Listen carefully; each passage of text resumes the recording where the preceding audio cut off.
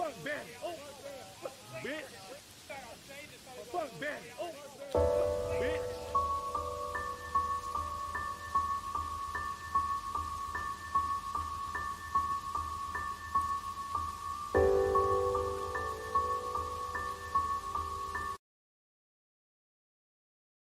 Burst, it'll give you a 12. Well, I had an R5, so it gave me a 24 increase in attack and movement speed for 15 seconds. So that was pretty sick. So I'd get a boost in attack, and I would get a boost in movement speed as well. That was about it. And it gave me energy recharge, so that's why I also used it. But yeah, what up, Uzumi? Debate Club Harbinger TTDS. Yeah. But yeah, we did it, boys. We did it. All right, let me see what they have for Yaimiko. I'll read it with you guys here. By now, we all know what we need to know about Yaimiko, but I want to see if there's anything additional that they added here. So here it is. The Genshin Impact helper team's character builds. They even have an in-depth guide already too. Oh, is this from Fob Master? Damn, they went in. They went in. I wonder if this is where we got most of the stuff from. Most of the stuff that even Slice has, dude. But yeah. Look at those guys. Welcome, readme, team stats, weapon ranking. Damn, they went in, dude. They went in. I'm gonna be studying. I like this. So anyway, Yaimiko, Kagura's Verity, Skyward Atlas, Lost Prayer, yep, Lost Prayer, yep. Solar Pearl, or Swan Eye, or the Wood Sith. Hakushin Ring, Mappa Mare. I could understand why they have Wood Sith under Solar Pearl, because of at least Solar Pearl, all you gotta do is like one normal attack and then you buff your E and your Q, right? Wood Sith, it's like random as fuck, and plus you get crit. Hakushin Ring, yep, I get it. Mappa Mare, yep. 4-piece Emblem of Severed Faith also equals 18% attack and 2 Thundering Fury, which or slash 2 Emblem Fate as well. So you could just choose 2 of these 3. Yep. Yeah. I mean, I before I even thought of anything, I was like, she's gonna be a DPS character. I'm just gonna pick Thundering Fury attack.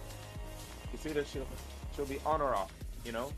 But right here, they're just showing recommended rolls. Thunder Soother, 4-piece. Yep. Sands, energy recharge or attack percent, electro damage, crit damage, subsets, prioritize, energy recharge, attack, crit rate for damage, talent party, skill and burst as well for the off-field deeps. Start your rotation with her elemental skill to apply burst damage, skill, burst, skill. Yep, we already know. None of her ability snapshot. Those weapon choices. This is all the day one stuff. And then they have an in-depth guide, which I'm so excited to see it evolve in the future. Cool. So yeah, basic shit right here. Basic shit. Very easy. I was scared that I'm gonna be real with you guys, man. I was so scared that I was not gonna be able to clear spear release.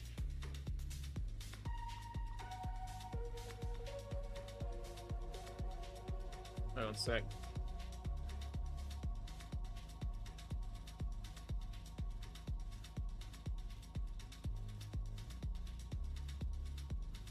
All right. Where was that? Oh.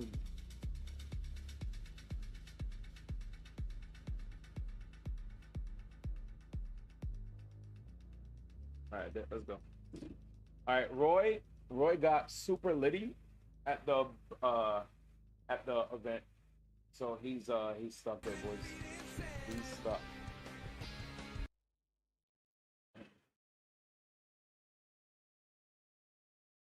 Unfortunate that shit doesn't snapshot. Oh, it's fine, man. I'm chilling. Yeah. Nope, I didn't do dailies in Unite at all. So if you want to let me check. Help me burn my dailies so we could do variety as soon as possibly. I mean,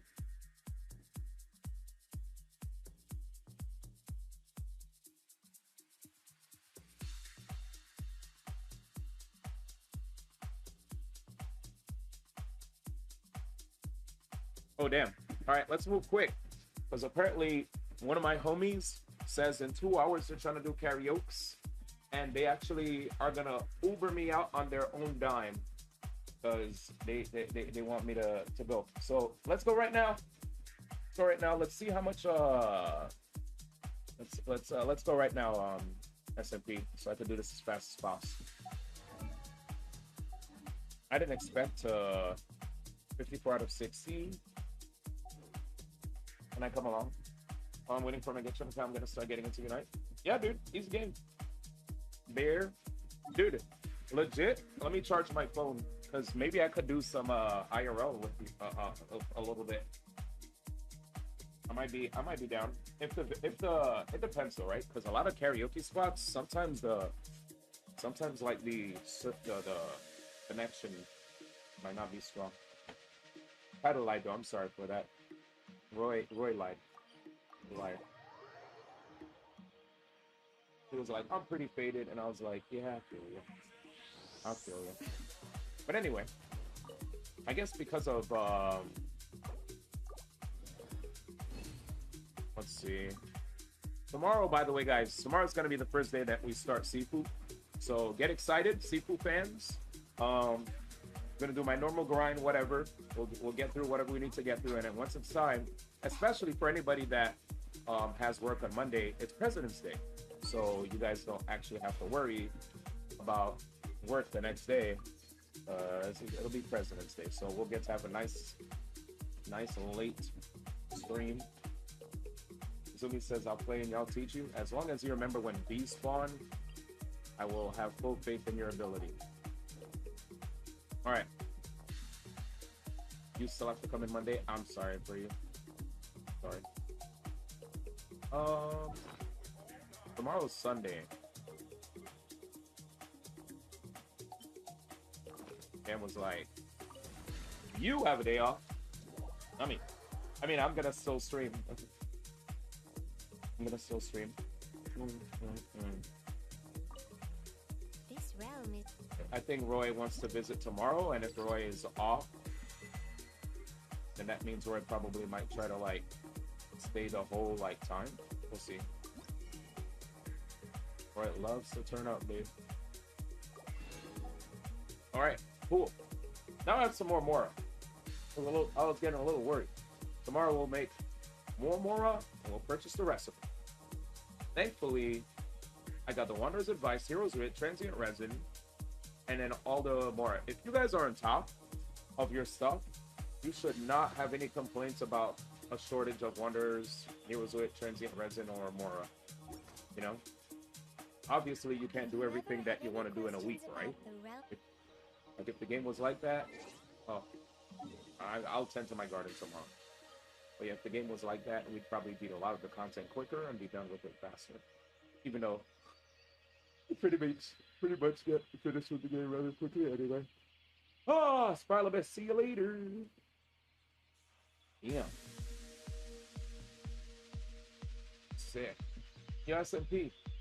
Let me know how do I submit my stuff? Like, do I have to make a highlight of my Spiralibus run and then just timestamp the parts where I cleared? Like, if you because I think they showed us how to do it.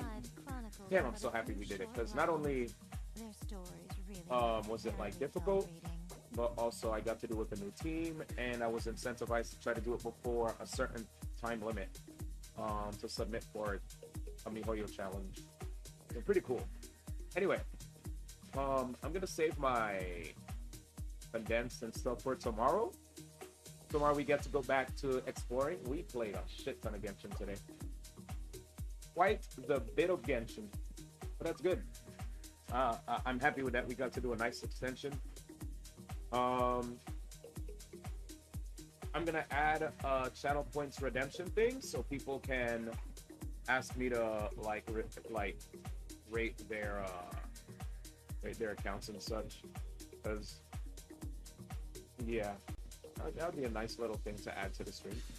A lot of the times, because of how much content they put in the game, I'm so busy and wrapped up in my own account and my own progression that rate their account. People like when you get to look at their account, and like all the chat members, including me, will talk about what things they can do better or worse when it comes to their builds. Some people, you know, when they play the game, they're really cash, and they'll have like all the not recommended stuff, and then they, you know, in an effort to maybe help them clear the content in a faster manner, we will give them tips. Sometimes people also like to get roasted, low-key. Which me, I'm down to roast and also give tips. As long as me roasting you is not going to result in you getting very upset, and I'm going to be like, all right, I'm just going to hold back. Oh, shit, hit me up.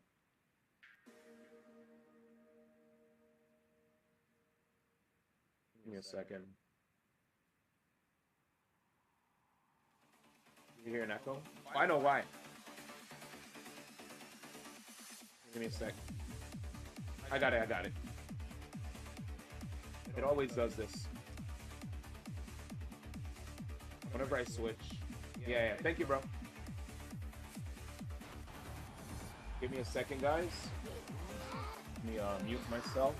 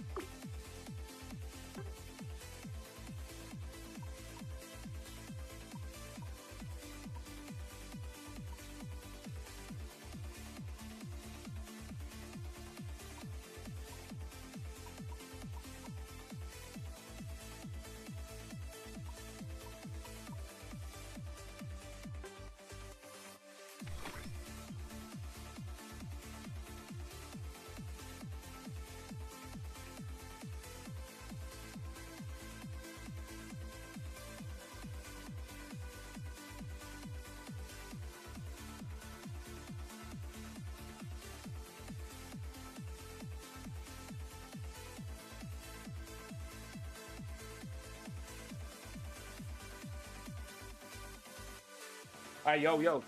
Chat, where we at? Where's SMP? SMP?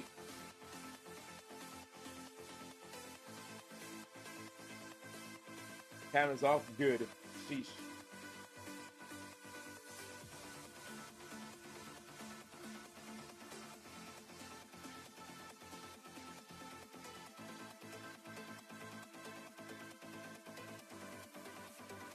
You're still shiny hunting? All right, also look you. I'll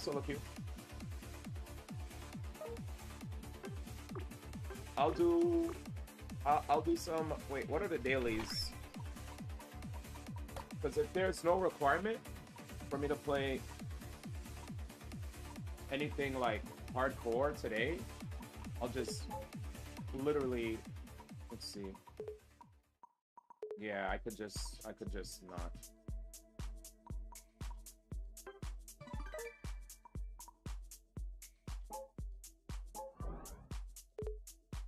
Work here. I'll do this while I hang out with y'all. My name is SMP. I'm still shiny hunting. What is your name? My name is SMP. Alright, that's it. 795. Mike. Sheesh. The Isha. It's a cold world out there, boys. Cold world. One says the cam is off good. The other says Mike. Can someone please? Can someone please?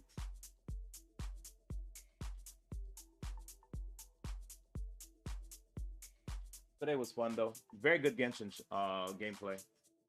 Very good, dude. Felt Super Saiyan, man. The best parts were just me dodging Mago Kenki.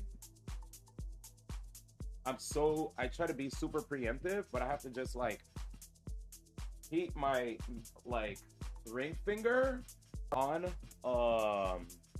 Credit Karma helps members get approved for a credit card 66% more often with Karma Confidence technology. But if you purchase art with Wheelbarrow Cash, you probably don't need a new card. Get the money app that shows your chances at a great credit card. Create your own karma with Credit Karma.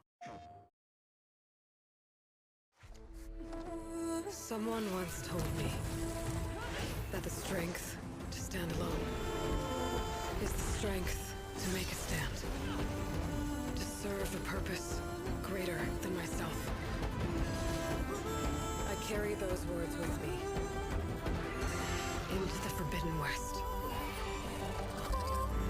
Rated T for Teen.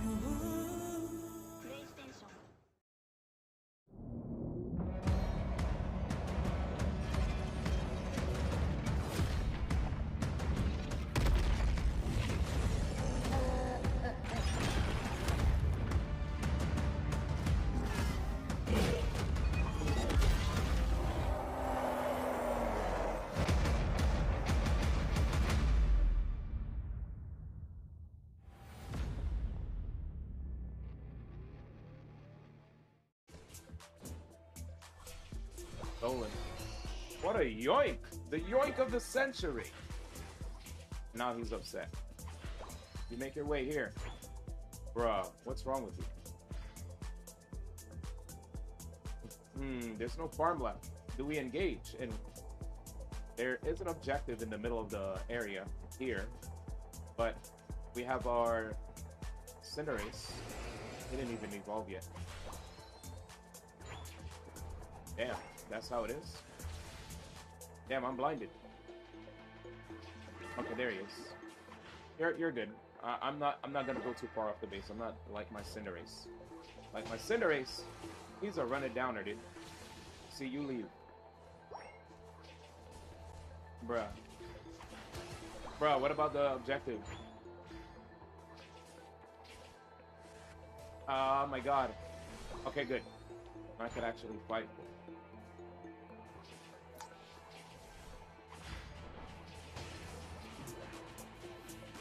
Oh no.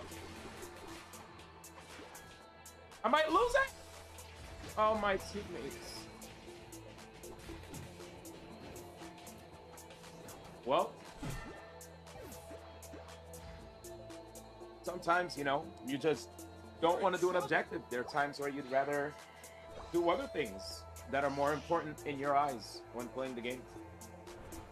That's just how it is. I think I should prioritize this. Good stuff right there. The Greninja was like, well, we're just gonna dive these guys and wreck them. And that they are doing. Yes. Hey, what up, Slippy? How's it going, dude? Nice, nice emotes, by the way. Those emotes are lady. Oh, wow, we have a bird. We actually have a bird. No objectives. Poor bird. Alright, you know, you can just take that. I'll just go back and, honestly, I'm with it. I can just move on to the next game. But, see, this is the thing, man. Sometimes people just want to keep you in there to suffer. Don't give up! Don't give up, the game says. The game says don't give up, alright? I'm not a give-up fan. I'm a fan of giving up. But with teammates like these, sometimes you just want to F. Is somebody here?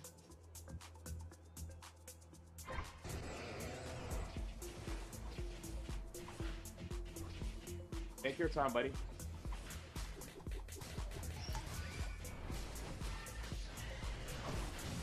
Nice. The Greninja came through. And I think he's still in the game.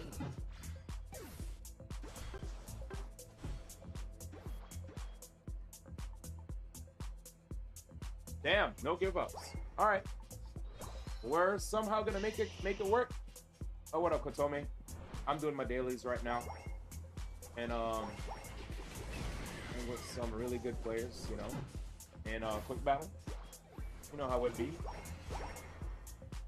You're in the final stretch. You're in trouble. Yeah. These guys really have faith in their ability.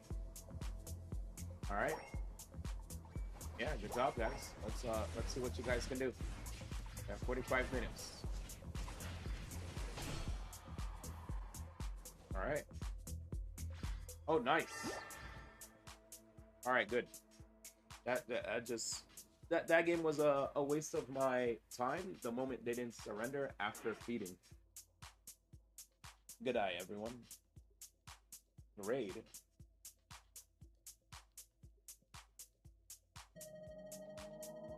Why did you take a raid? You don't have to type raid anymore unless you just want to keep seeing raid. What are you up to, Katomi? I couldn't get to enter today, by the way. I could not enter today because one of my teammates, they kind of cut it a bit too close and we couldn't all get in. Unfortunately. You don't know why? How about you continue shiny hunting? Continue shiny hunting. Yeah, dude, I just did like 8 hours of Genshin Impact, Kotome. Bro. Actually winded from that. Because that was hard. I am? Good. Good. So today I had oatmeal, banana, and like a little bowl of macaroni. Nothing much. Oh, you saw on Discord? The outbreak isn't even spawning. Man loves the shiny hunting. I do too. As a fellow shiny hunter, I love shiny hunting. But the wind got knocked out of my sails to continue shiny hunting the moment I realized I was soft locked. So I was like, oh wait.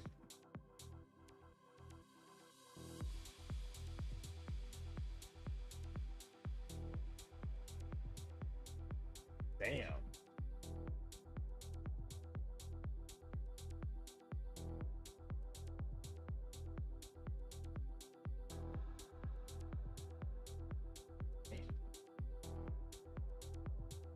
Yo, Arky, what up, baby? Yo, what's up, man? No, I'm still waiting. I didn't get a denial either. Which, if it takes that long for them to get back to you, is that spooky or not? They're probably looking through that many candidates, bro. I don't know.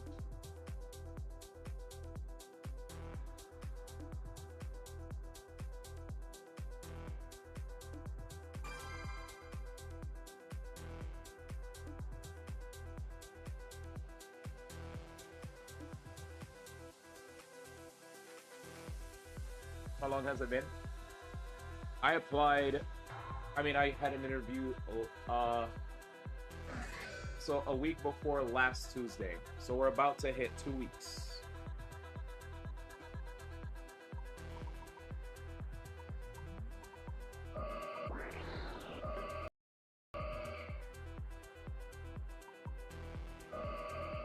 Oh, really? Does she have like a cool chat? Does she have like a cool animation? Sacred Guard of War. Wow. She doesn't do anything, huh? She just has a cool background? You ain't getting me. This shit is the best God of War there is.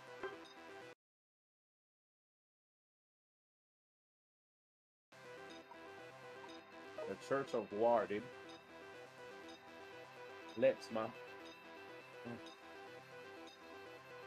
Can I get an update, man? Oh my god, PB.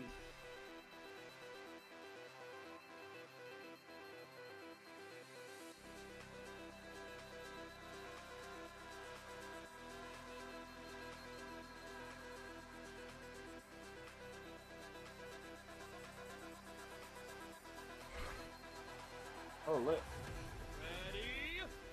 Alright, let's go, boys. I'm gonna try to wrap up my stuff. These are bots. Don't forget about the legend of the update, man. Yeah, dude.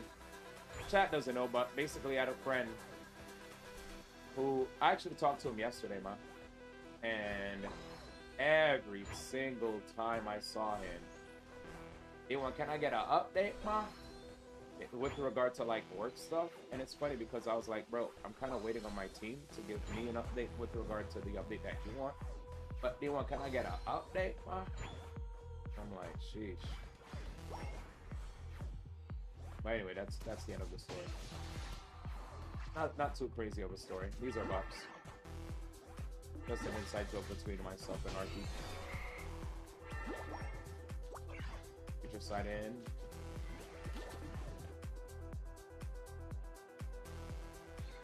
Can I get an update on movie day, man?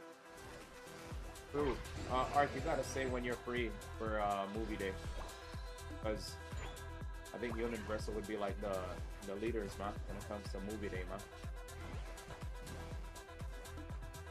Movie day, pause.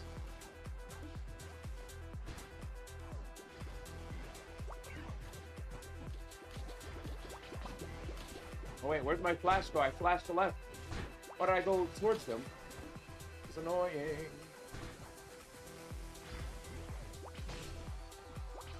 I like Psychic more.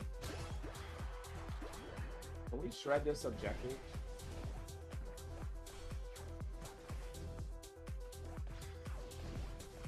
Reboot.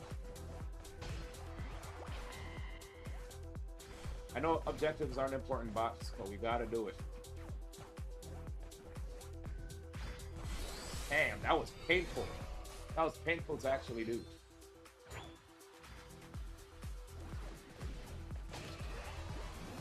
Can I get an update, man? Yeah, you can't skip movies, you yin. Alright, dude. Calm down. I never once mentioned that I was a movie skipper, man. On purpose, at least.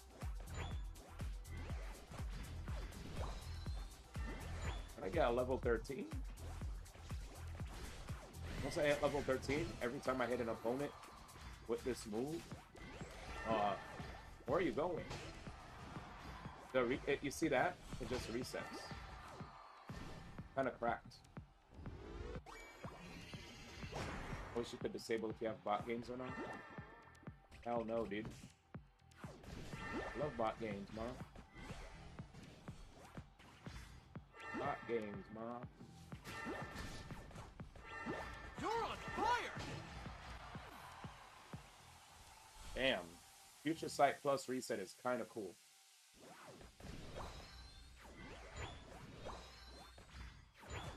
Dude, she's so cool, dude. Look at her, dude. That's the queen, dude. Queen Guardy, man.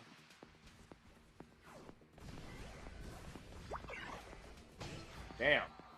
That was OD, because I kept jamming in with Future Sight. Now, if they all decide to come here... See ya.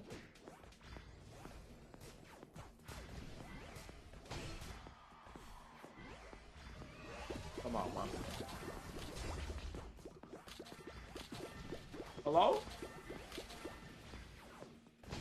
Who's spamming?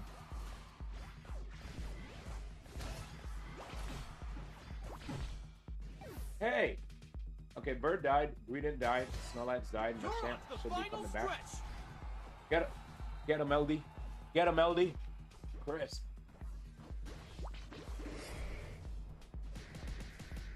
You never play Arena one?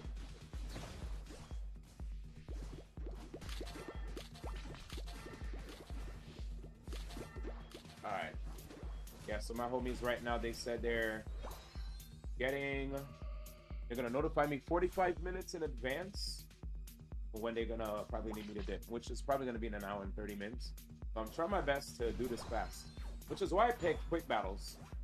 Because quick battles allows me to actually get super quick.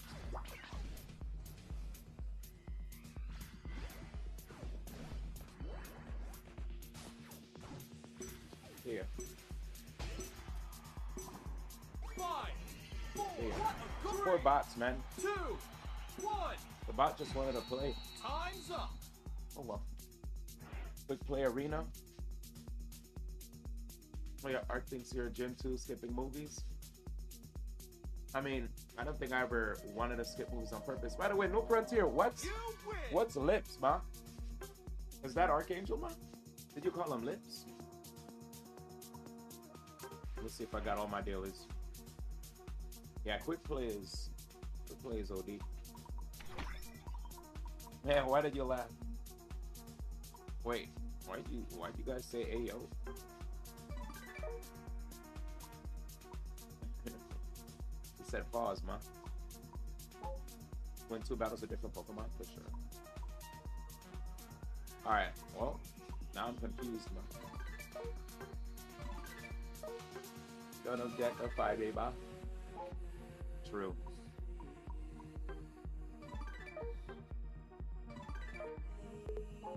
True, man. Sorry. You're right, man. Dag, this guy's a gang member, man. Cancelled, man.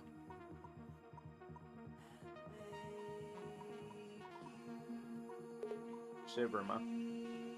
I don't care about these joints, man. I only care for the dailies. I should go back to at least caring about my quick play weeklies. But nobody likes doing quick play, man. Check out 2 snapshots from 2 different battles. Alright, guys, let's see if I can talk to myself in the lobby. Let's see how lonely we could get, man. Dag, nobody's here, man. All alone, man. Damn, dude. Damn, I gotta wait 2 seconds to spam myself, dude.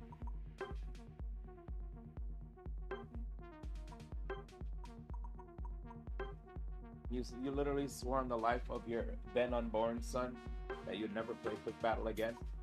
And Sammy's here now, so I can't, man. Quick play just sucked, and when I played it, I got stuck in a wall. So I rage quitted, man.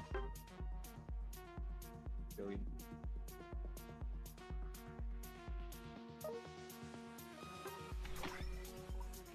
Some of these greeted missions can kick. Wait, is there a reason for me to... Oh yeah, there is. Because they give coins. The coins I'll take. Check out 2 accounts and then win 2 different battles. Get some free bread.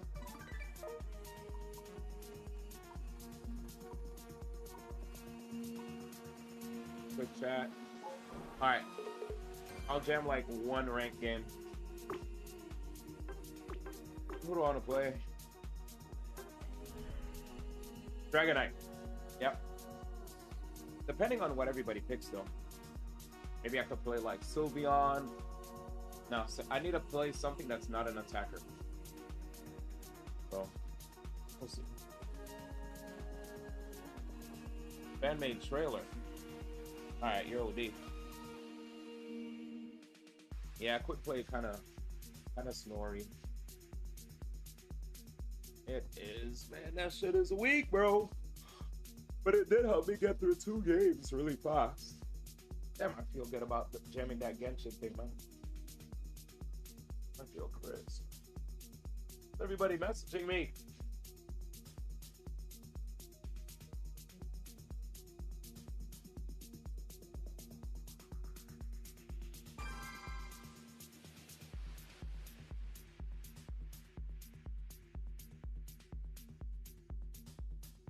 All right.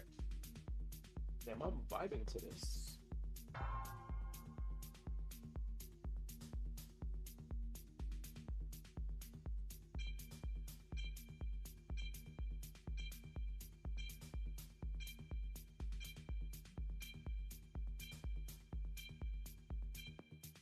Generic. Hello? I'm not even ranked anymore, dude. Oh, we're in, ma. We'll see what I'm gonna be able to do in literally an hour and 20 minutes, ma. I won't be able to stay the entire time, sadly, due to me getting like my friends literally like Ubering me out of my house because I didn't get to see them for a month and a half. These friends I haven't seen in a while. I used to see them almost every Friday. And one of them is really funny. You guys probably saw him in the chat. Smoother Brain. He's played Halo with us before, and he goes by, his name is Andy, and he's like super funny. And yeah, man, he gets lit with it.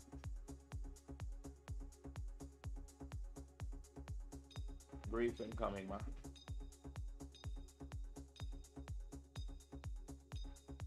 Did somebody go bot lane, ma?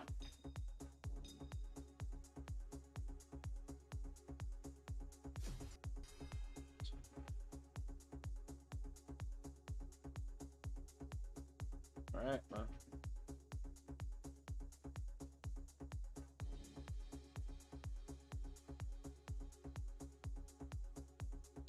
Three top, ma. Three top, baby.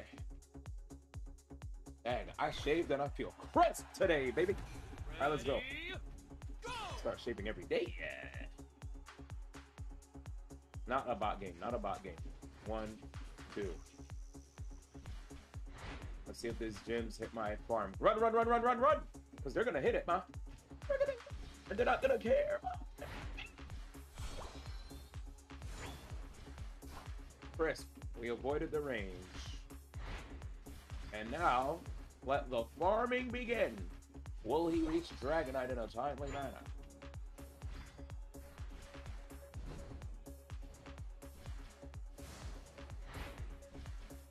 Alright, we're out, baby. That was pretty crisp. Alright, we're out of here. Yep, we're making it. We're making it. We're pretty fast. Fuck them. I'm stealing their crab that spawns at 9, dude. Nope. Alright, you're lucky. Dude. Are we gonna run it down, ma?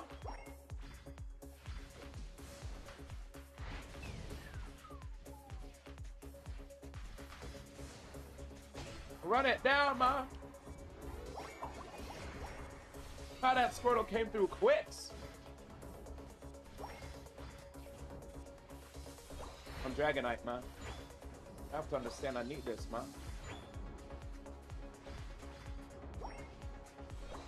Peace, man.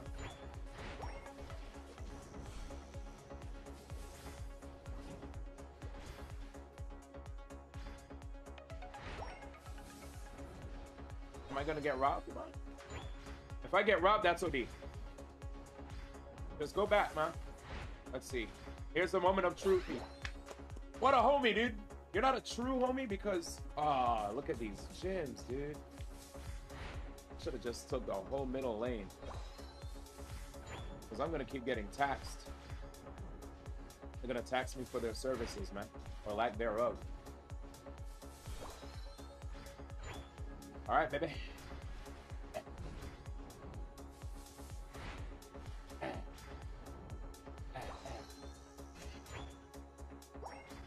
Well, I can't help you, gyms. Nope. A jungle crustle? Yeah.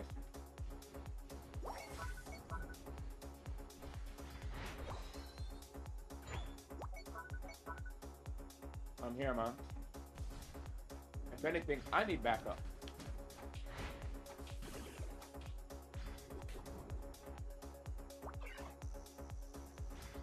Thanks, LD. Understand, LD, that you stole my farm. We're gonna get jammed. That's it, you fuck. Yes, that's it. What the heck is this? Let's bring a band in. This is some devil music, man. What is this, Lost Ark, man? Diablo?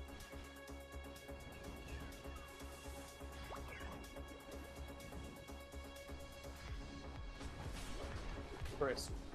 That scared me, chat. I'm spooked. Yo, Jungle Crustle is jamming me right now, huh?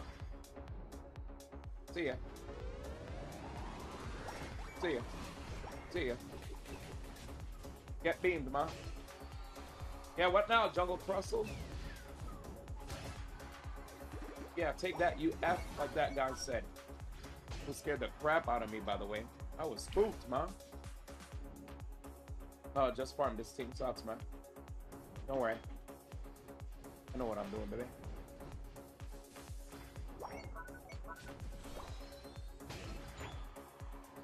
Top lane knows what they're doing. Ganyu and Ayaka both have a light indicator on their hands due to their C6. Wait, why is that jam? Alright, these guys destroyed top lane. Proud of them. I'm gonna secure bot lane.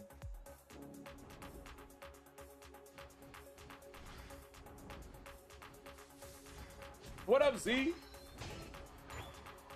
Nothing like hanging out with normies. That's the kind of only thing I miss. I don't have homies I can hang out with anymore, which is kind of OD. Someone hang out with me in the Yee house state. Dude, literally, there's, what's his name? Mike Riz. You have Mike Riz, you have TK, man. You're good, man. Oh, that's the design they went with? Why is that voice so scary? I don't like the scary voice. I like the rest of the song without the scary voice. Scary voice could go.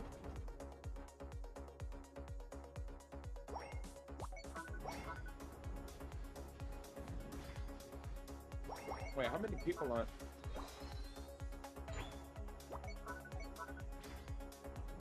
Whatever, man. I'm already here, you James.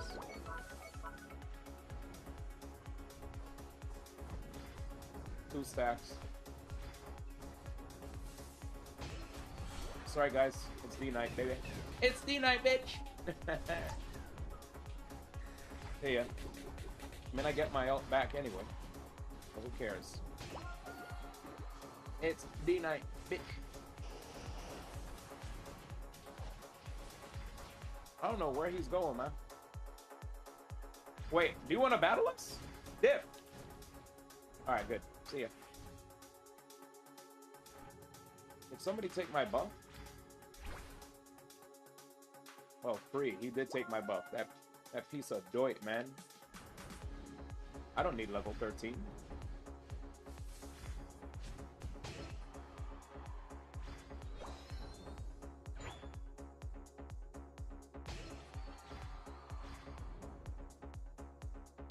This is OD big? I don't know. I don't. You hit them up, man. I don't know if you know TK or Mike Riz like that, but if so, then maybe you can get in touch with them. Alright, this team is OD bad.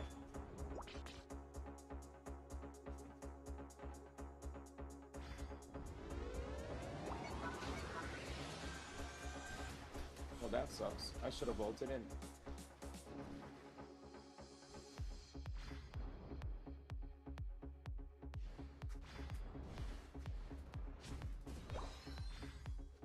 Well.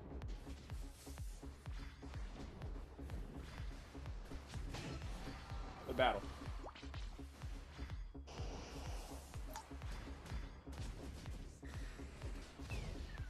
Good battle. Oh, you're dipping. What happened? What happened? Okay, good shit, good shit. Help, help! Good shit. I am not getting this thing right here, man. I'm out of here. Yo, chat, I was talking OD garbage. Yo, hold it. Alright. Final stretch. Let me just go in the middle, man. Because my boy Husky's gonna jam Zappy. Husky, there's OD people dead, man.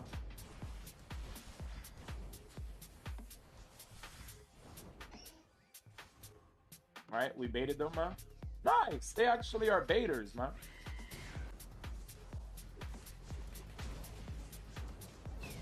Oh, wait! Good shit, Husk.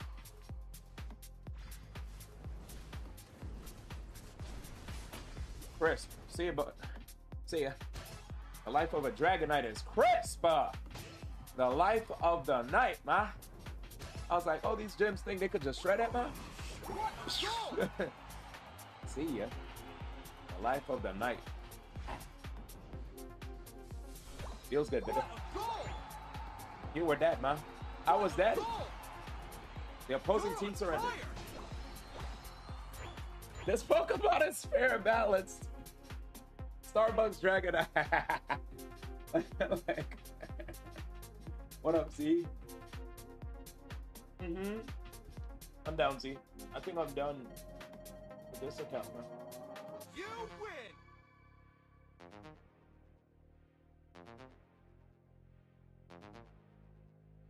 Alright. Yeah, I'm gonna switch accounts now. I think the only thing I didn't do was... wait, we have to do one more. But let's make it a quick battle so that I could get one of the quick battle dailies done. And then I'll switch to my Smurf. So I could be done with this account, you know? I want to be done with this. I'll do my Smurf. And then I'll be good. I'm hungry. Low-key. But I got this.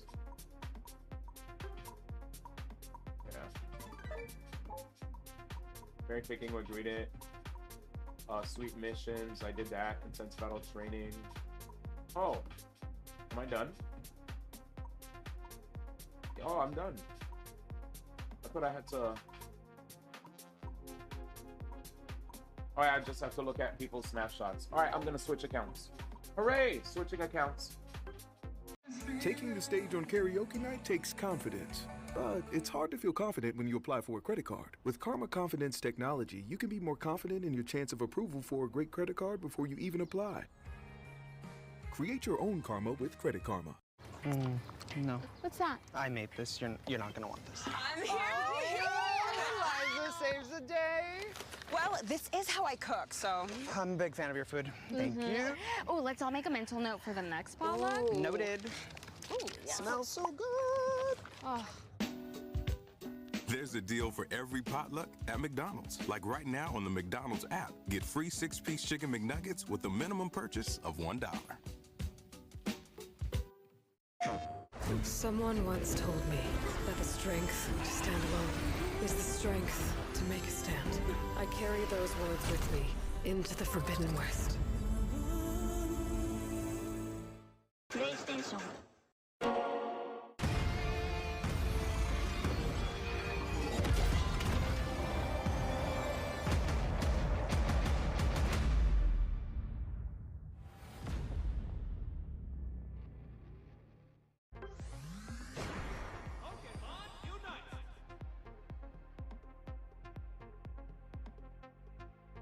Fair and balanced. Dude, that was a scary Hyper Beam, too. I think it was like a 1-stacked Hyper Beam. Usually, to increase my chances even further, at least 3 stacks is crisp. But we were able to get 1 stack, time it, and we let it rip, man. Let it rip. We got some new costumes. Alright, Z, I'm gonna shoot you an invite.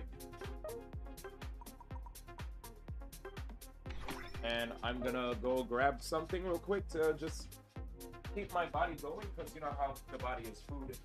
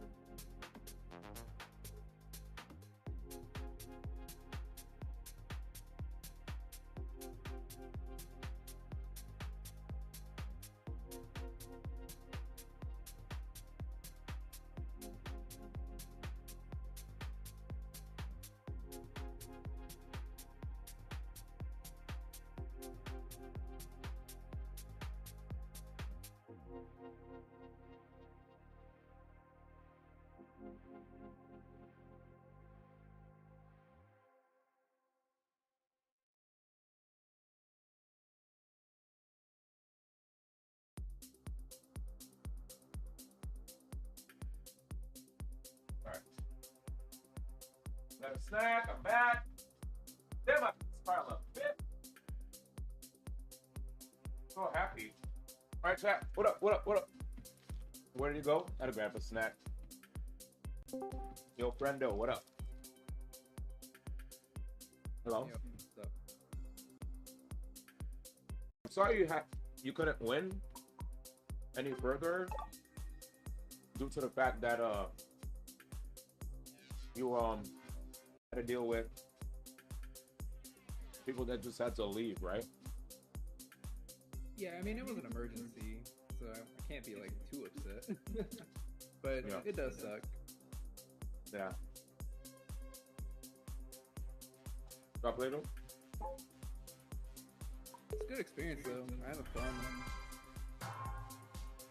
Were they people you knew? No. I only knew one of them, and then I made a tweet earlier in the week, like, because I really wanted to be in this tournament. And then one of the people I started, I actually was like playing Unite with at the beginning of the game, hit me up. He's like, hey, I think we need one. So I was the one.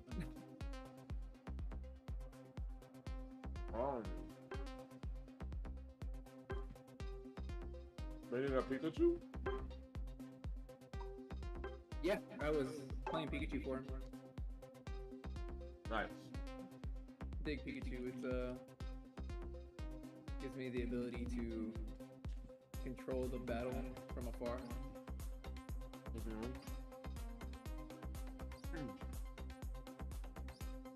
How come you don't go Pikachu now? Just because we have Decidui and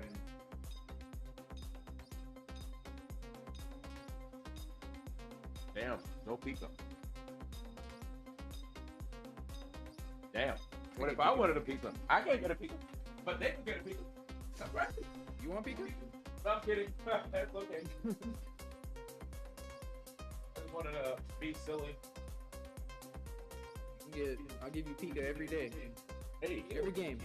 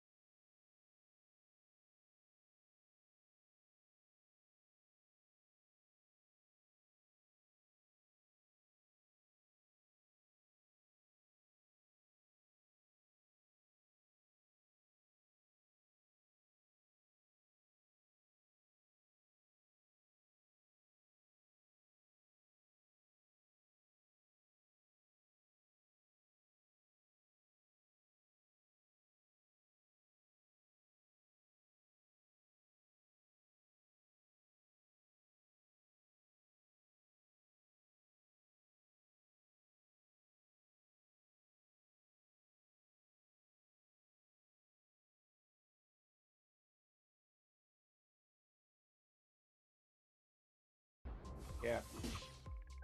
Here, here.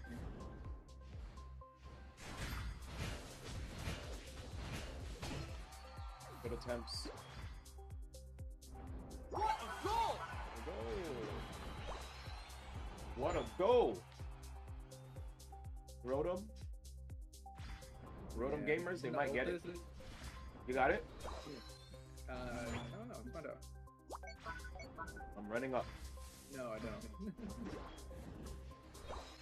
We're done.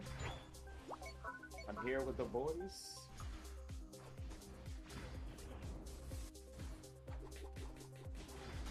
Damn it. Need the Greninja to ult one time so I can follow up.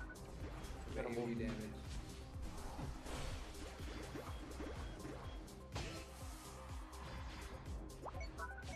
Alright, see ya.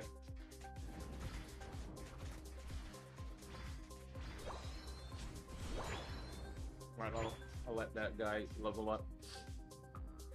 It was. Some people just want to see the world burn, man. With ASCIIs. Go somewhere else, Greninja. Surprised nobody rotated bot lane. I was killing Rotom. as Oh, I the mean red bot lane Ranger. to the enemies. Oh, then yeah, it's kind Yeah, of because it,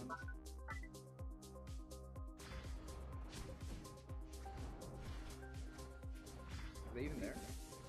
I saw their mammal. But they've been trying to hit it. The Alright, final stretch!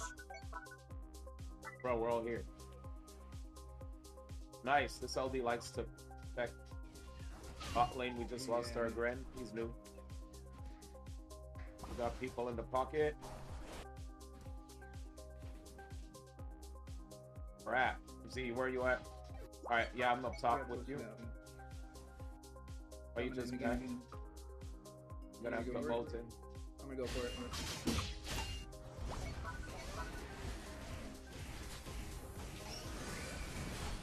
Ah, it was a little late. All goody. The beam was a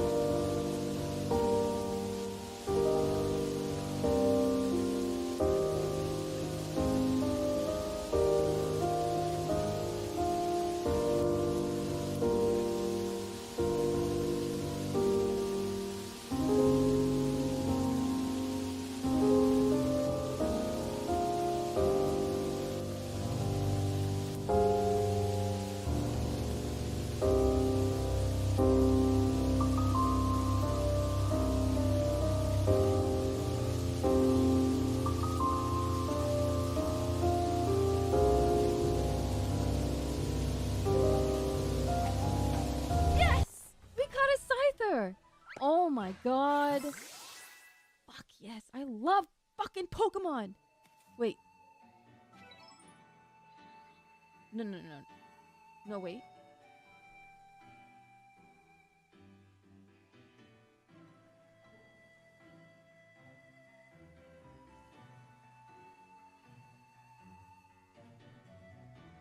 If you guys are just tuning in, I saw an Eevee and I really want an Eevee and I fucked it. I fucked it. I messed it up. I'm trying to get an Eevee. So you guys are like, why are you still in this area? Well.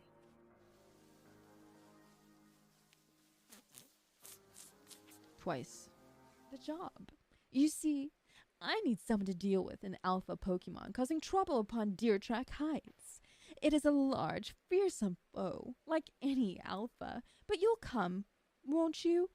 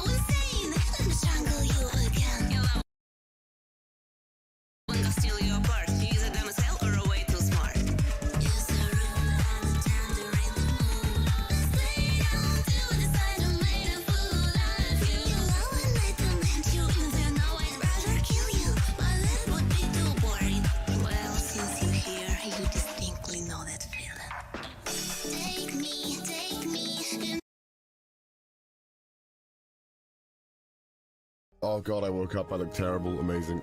My lips are so, like, I really want to pick them. I put on, like, a bazillion layers of lip balm yesterday, and it worked a little bit. Damn boy, who you kissing? A f***ing cactus, bro. Lips permanently swollen? Bro, it's awful, bro. I look like... Oh god. Ow! I shouldn't pick my lips. God damn it. Connor! Stop! Hello? Hi, how you doing? I'm frustrated and I want to end my stream because I'm mad. Oh, 'cause it crashed once? Twice! 3 times! Oh, really? Why's it crashing? Oh no! You wanna play games? No! Alright, I guess we won't play games then. Get in VR chat now. Alright, okay. Alright. Let me start it up. Did you just invite me to a world?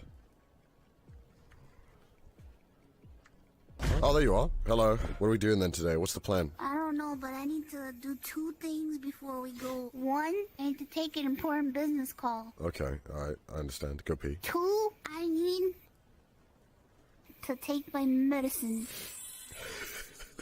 Okay. What? Just Why are you laughing at me? Your character's arms are like super expressive. That's how I talk with my hands. In real life, you're like, let me tell you one thing I have to do. Are you gonna go do your thing then or what? Ah, your mouth goes up. That's so funny. Why does your mouth do that? I don't know. How do I use the pen? Over here. Oh, thank you. Whoa. She wakes up. She sees just this. Perfect. What the f are you doing? Nothing. What's up? What the heck is this? You put me in a ball. Stop. I was trying to block your vision. I gotta take my medicine. But Wait, look. I gotta keep my Can you right turn arm around so you and can- see my masterpiece first?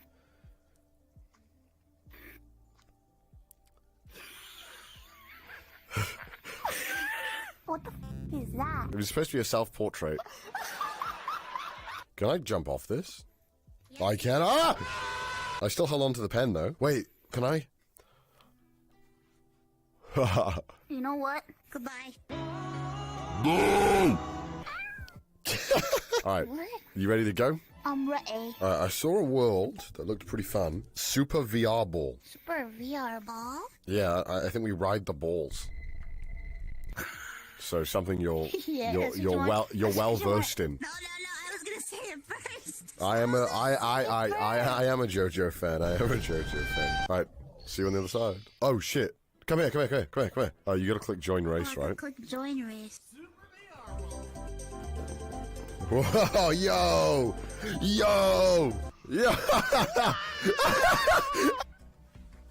Oh no! Oh my god, it's like Super Monkey Ball. Oh no! Oh my god, Mouse did it. No! You might have beat me on that one. Oh shit. No!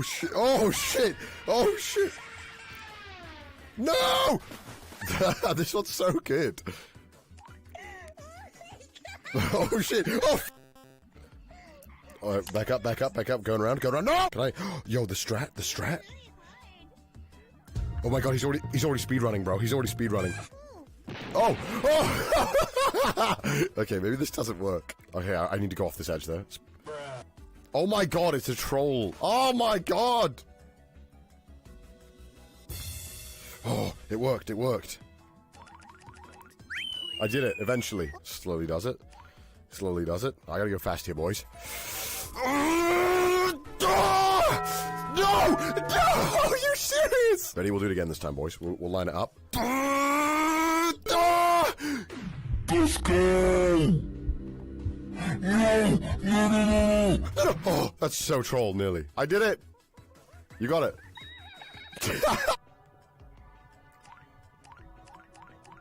Alright, nice. Oh my god, he's insane. Every single watermelon. We can stand on this and just taunt mouse. Fuck! There's a lot of melons.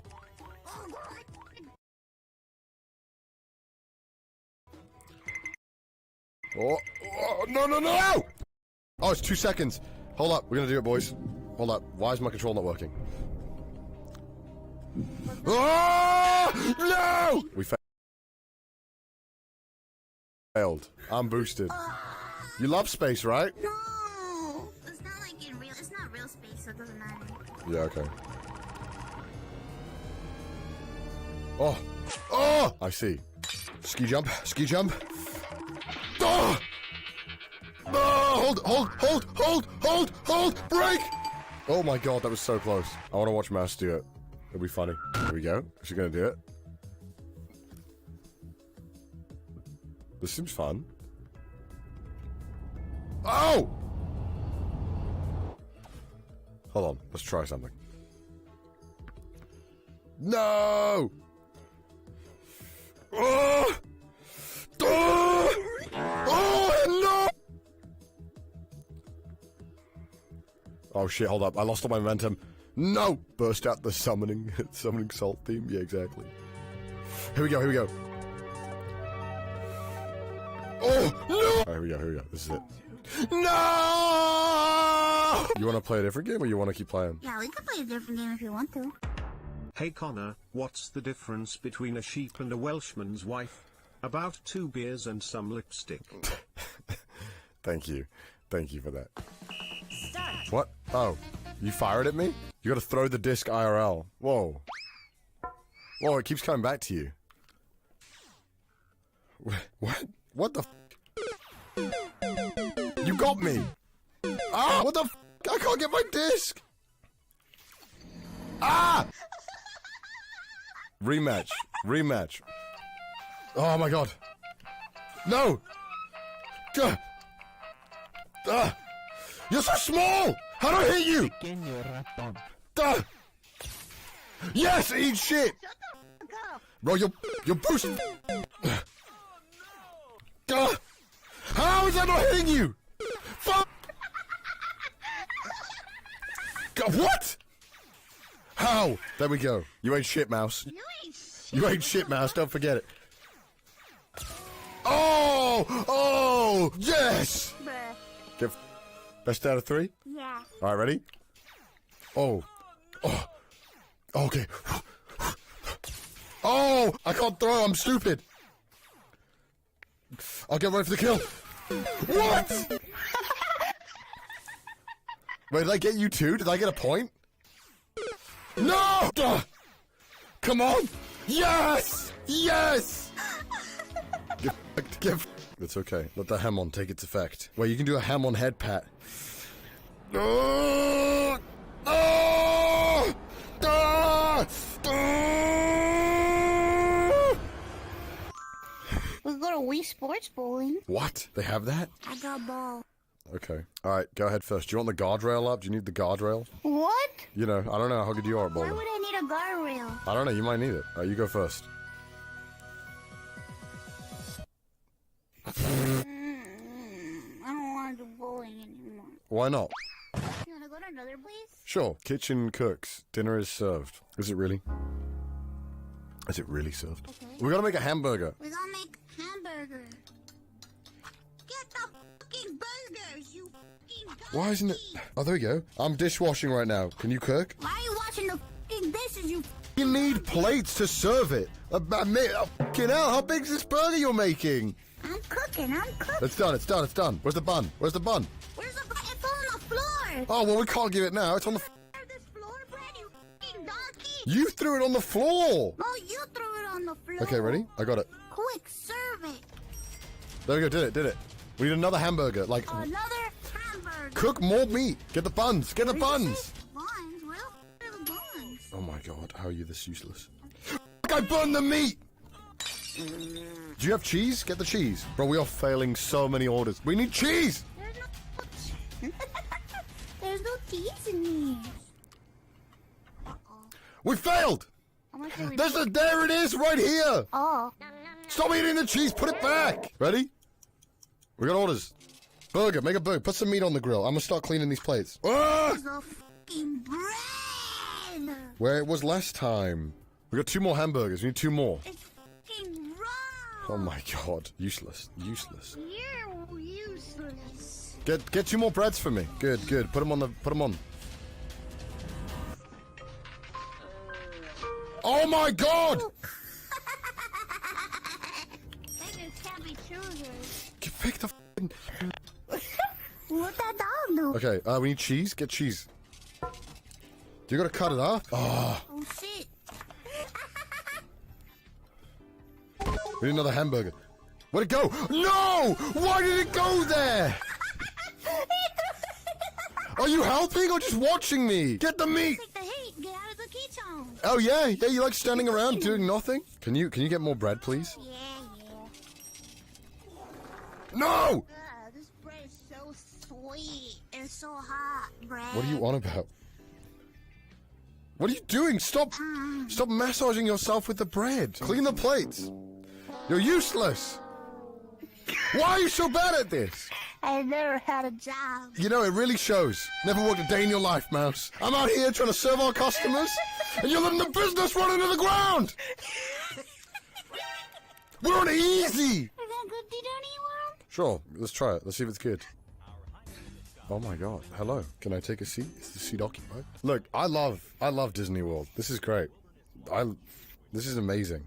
I'm having a great time. I like looking out the window. Yeah, me too. I didn't realize there was a window. Teleport to castle? Sure. Whoa. I mean, this is pretty impressive. You want to go to the castle? Let's go. No!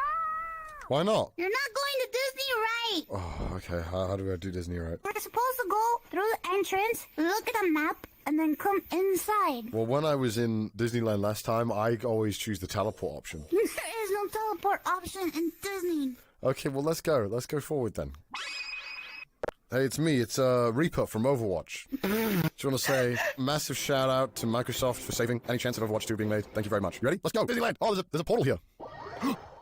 What is this like? That time that Mickey Mouse committed tax fraud circa 1955? What is this? This is Old Town Mickey, a steamboat Willie. You see this? Yeah, yeah. This is a lake of cement. Mouse, what's up? I'm looking at the fireworks in the castle. Yeah, it's pretty cool, eh? Let's go in this portal. Oh, shit, it's Peter Pan. Oh, it's the pirates. Get ready to tussle, Mouse. Let's fight. Ah! Oh my Look god, on her. the lighting makes your face look like horrific. Oh my god. Stop looking at my face! I'm sorry. There's an accident. Oh my god, I'm gonna like VR head. Like, your head feels like blah blah blah. Sing the song. I guess put a service to the pest. Let's go. You got this. If we wanted to sing, we could have gone to Karaoke World. No, I just wanna, this is thematically appropriate. damn, Mouse got moves. Are you okay? Where are we going next? Castle. Okay, let's go. Oh, there you go. Whoa. Oh wow, that's pretty good actually. That's pretty. Mm. I'm happy. You're happy? That's good. What else do you want to do here? We can go to another place if we want. What, another world or? Yeah. Oh, okay. Hey, Mouse. 850 songs, spin the bottle, January smart loading. Damn, that's crazy. I clicked the song, but nothing happened. Oh, I think the one we went to was furry karaoke. Sure, let's go to furry karaoke. Furry karaoke, let's go! Yo, where Legoshi at? Legoshi! Oh, sheesh! Oh, you know the lyrics? Wow. No, I know this part. Yeah! I'll do this one. Sir, you owe me a song, sir. I got this one. This is the natural. When does it stop? Is it supposed to be singing now? Ah! Oh, wait, why is there no thing he's telling me? I need a little bar. Oh no, he's gonna get Swifty. Oh yeah, I don't know when to start. Okay. You gotta get Swifty. You gotta get Swifty in here. It's time. Get Swifty. Oh, we nailed it, boys. Oh shit, what did I hit? Oh my god, I was so close to hitting my wall. There you go, there's your song. What's so funny? What? Connor. What? Connor. What? Don't ever sing again. Oh no! Stay YouTube, please.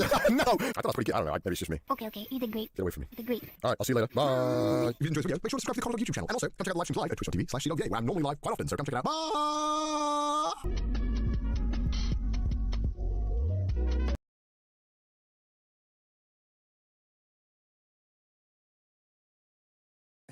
that's not really necessary. You're very kind to say that, sir, but take this, I insist. And please know I'm looking forward to working with you from now on. Huh? Sorry, excuse me. Mr. Kurosaki, sir, please forgive me. Boy, has he changed. Hey. No, I'm looking forward to work. Huh? Sorry, excuse me. Mr. Kurosaki, sir, please forgive me. Boy, has he...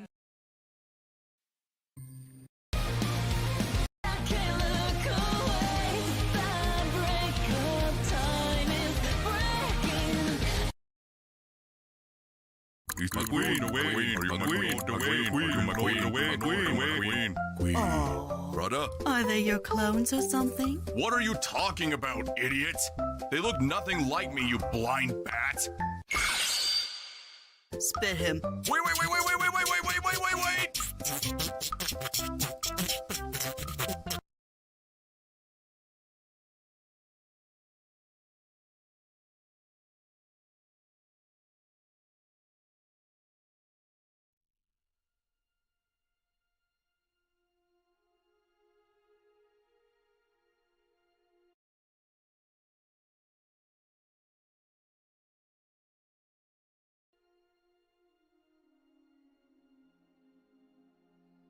What makes a good children's story? It's a good question, one we've been asking for a while, but maybe not as long as you think. As with most literature, children's... I hope you are prepared. I am in the news for wholesome reasons, okay? Mostly. Wholesome reasons. Nuts and more news? No. I'm not telling you the news. I'm in the news. It's a different thing and way scarier. Whenever I'm in the news these days, I get PTSD flashbacks to the time I was in the news for reasons that I didn't want to be in the news for. So anyway, here's my boy, Omni. Beautiful man. We all love Omni in this house. And there was a segment I noticed that I was in the news. And I was like, oh god, who's canceling me this time? Anyway, here's the news. My boy Nux said, any comment on when you said Fifi needs to get checked? Question mark? Leave you guys in.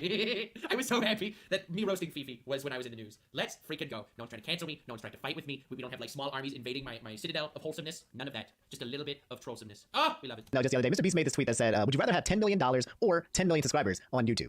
And everyone on the internet started chiming in, obviously, including me. I replied and said, anyone seriously saying 10 million subscribers needs to get checked out? And all right, absolutely based take, okay? $10 million is the correct answer. Like, without a shadow of a doubt, the correct answer is $10 million. But I have to obviously be a bit of an instigator. Still stand by that statement, okay? If you don't take $10 million up front for free right now, over 10 million subscribers, there's something wrong with you, okay? There truly is. And yet, my girl Fifi, apparently she had tweeted this out. I didn't even see that she said this, but she said, I would rather have... Base GB, 10 million is unbelievably the correct answer. It is the correct answer. It's like objectively the correct answer. Have 10 million subscribers because yes, $10 million is nice. I think the other feels more like an accomplishment. I tell my grandchildren about. Oh my, why is this like the most wholesome like exchange? Like you guys don't know Fifi. This is the most like wholesome tweet I've ever seen. No. This is what happens when you're making like $4 million a month on OnlyFans, okay? That's when you're like, 10 million. No, I'm joking. She doesn't make that much, but whatever. This is a lot of character. And yeah, Fifi replied to Nux's tweet and said, yeah, I've been waiting for days and still no one has said anything. Heartbreak emoji, eyes looking up, crying emoji. Okay, look, Fifi, let's be real. Your grandkids don't care about your 10 million subscribers, okay? They care that you have 10 million freaking dollars so that you can pass down that generational wealth, okay? So they can live. Based GB, you can tell your grandkids about $10 million. You don't understand, all right? I am the little evil marionette puppet master in the background, okay? I obviously completely agree with you, GB, and I agree with Omni, and I agree with everyone else that said this, obviously, because I'm extremely based and red pill and nuts pill. That said, I managed to get other people to insult Fifi on my behalf. You see. Being the evil, conniving puppet master that I am, I didn't even need to get my hands dirty. I just needed to subtly nod in the direction that, yes, and now it's in the news. Immortalized. Let's freaking go. Comfortably. You know, my grandkids will be like, yeah, this is how your father had 10 million subscribers. Your grandfather had 10 million. Okay, Dad, but we're broke. Give me some money, like, please, like now. Like, sorry, I didn't take the 10 mil, okay? Your grandkids would slap you for not taking that 10 mil, and that's the fact. But yeah, guys, here's your... Oh my god, I got Omni, newsman extraordinaire, to tell Fifi that her grandkids would slap her. I like to think that this is the best kind of news. And this was all part of my evil plan. All part of my evil plan. I'm just saying. Just saying. Extremely conniving, perhaps. Extremely based, absolutely. Even the kids would be mad, bro. Everyone would be mad. Of course they would be mad. I'm just happy that. Oh, dude, whenever I'm in like a news drama type video, I get tagged like, "That's you're in the news drama type video." And it's like, oh god damn it, PTSD, war veteran flashbacks. So this was really nice. You'll have to freaking see it. Anyway, speaking of Fifi, she just made a video called "Every YouTuber Ever." I got the sneak preview of this video, so I saw most of it beforehand. However, I didn't see my part. Okay, she like makes believe she's all these YouTubers in like a skit thing. I think it's a funny concept, but I didn't see the skit of myself, and I figured, hey, we should watch it on the stream because hey, if I get to insult Fifi, I mean, if Omni insults Fifi completely of his own volition, and I didn't poke or prod that to happen at all. Obviously, I think it's only fair if I get to see how Fifi insults me. I think that that's fair. Counting down the top 10 talkable items that will give you diarrhea. Stop! I'm gonna drop my croissant. That's funny. That's her Markiplier. That's her Markiplier. Emotional damage. Sorry, extremely based. Thank you, Billy God, for the sub.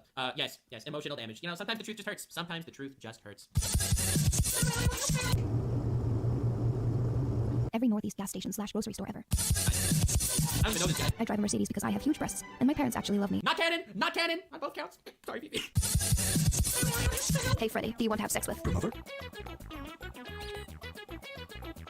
Okay, alright. Oh god, here it comes. Oh my lord. Oh god, oh no. Alright. Oh god, Fifi, for the love of God. Oh god. Hey gamers, don't forget to use code NUX. Ah, that was it! That was it! It was just a plug! This is so sad. She literally contacted my editor to get the background he uses in some of my videos.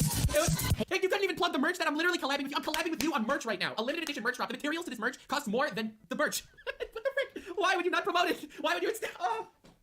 This is so sad. But anyway, use code NUTS to get 10 to 30% off your order. Extremely based people do that. I'm just saying, you should do it. And also buy the collab merch with Fifi. Goddamn Fifi. Goddamn it. Hey gamers, don't forget to use code NUTS. This is so sad. Hello, today I'll be spending the day with God. We'll uncover how he created the world and if all this creation caused nothing but grief. Last night I tweeted, sorry babe, but the X-Men theme song stays on during sex. Wow, good stuff. Hypothetically, girl, if like there was a major disaster and it made my dick explode, would you still love me and shit? I don't even know that guy is. Bro, I wish she would suffocate me with those breasts. Dude, what is wrong with you? I feel like these are all my interactions with Fifi on Twitter too. This is so sad. This is so sad. Shut your mouth. You shut your freaking mouth when you talk to me. I don't know half the people that do it. I know Ollie. What a bad chest opening. Oh my god, why are you roasting Ollie like that? Who would open like this? Who would put their nights like that? You just trap it. Oh, this hurts to look at. I just want to play Apex Legends. I like boobs. Well, the noble one was accurate, so that was pretty good. That was pretty good. Good job, Fifi. Was a funny video. Was a good video. Alright, chat, tell me something to tweet at Fifi. Chat, come up with something funny for me. Funny and annoying at the same time. Okay, you guys are not being funny. We move on. We move on. You're not funny. Sorry. The next one was on point. No emotional damage. You didn't even say. I did. Like, subscribe, and follow me on Twitch. Stay weird, fam.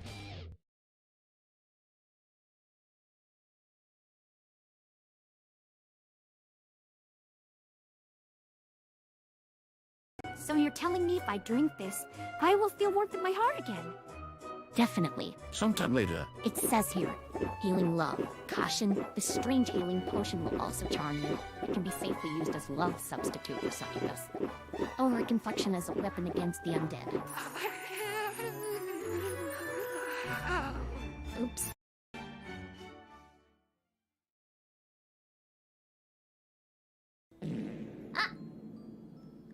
How can you have top energy when you're such a bottom? That's... I am not a bottom. I have top energy. 1,000 subs for socket womb tattoo, then your enemy can be... I don't have a tattoo though. I'm scared of tattoos. I'm scared. Mlayuda, thank you so much. Power bottom, dude. At least I'm good at it. Who gives a shit? At least I'm good at it. I will power the fuck through. No bottom can match my power. So yeah. No bottom can match my power. I'm the most powerful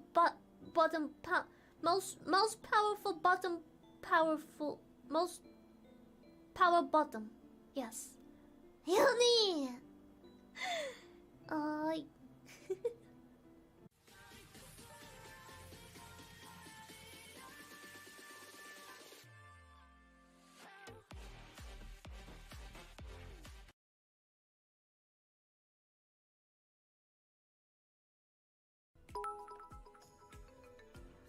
Okay. Can you moan for me? Okay, are you ready for the best moments of your life? Are you ready? This is the authentic Orca experience. Alright, are you ready? Are you ready? In case anyone in chat still isn't afraid of orcas, orcas are known to use their powerful tails for cock and ball torture.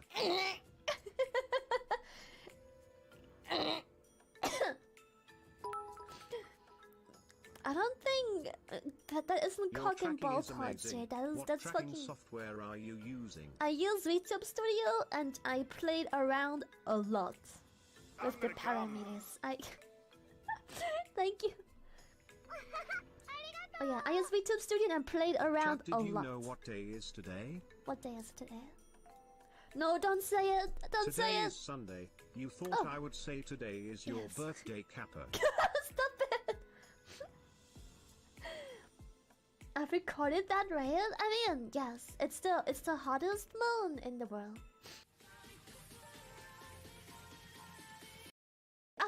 I'll get my strip ready for you. Just you wait. I'll be right there.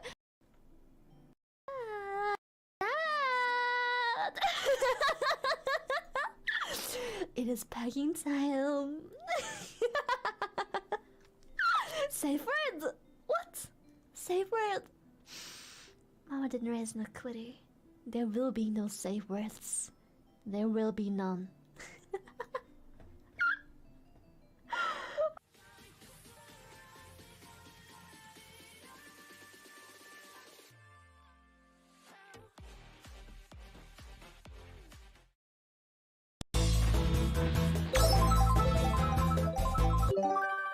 Here I go.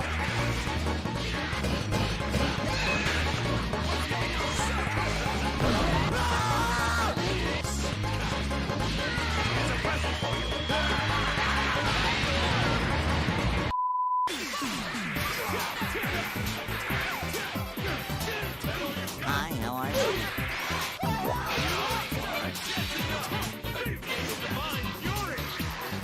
I want to do some kicking!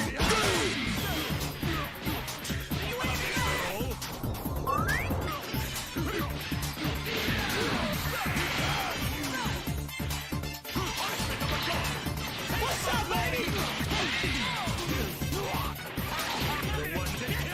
How many times do we have to teach you this lesson, old man?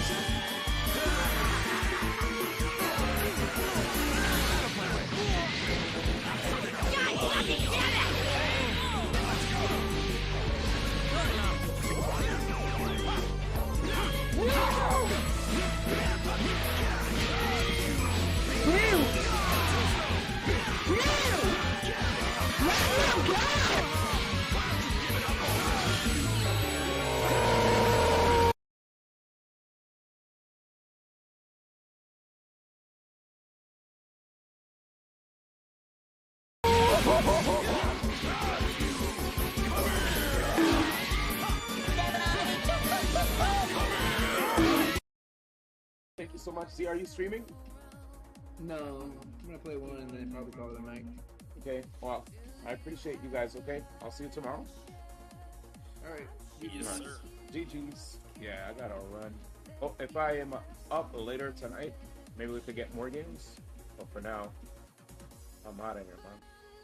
I'll probably be up, so just hit me up. Okay.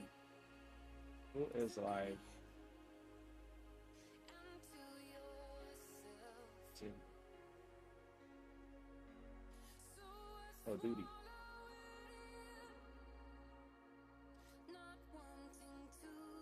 Alright guys, I'm gonna raid this guy named Duty Beard. He's playing Lost Ark. Lost Ark is a game that I want to learn how to play. I will play this game in the future. Just give me some time for now. All right, say what up to my buddy. Lost Ark, I might get into that with you then. Yeah. Join my... I've been looking at that and I'm like, oh. Yeah, dude, it's lit. Alright, bye guys. Have a good one. And thank you for all your energy.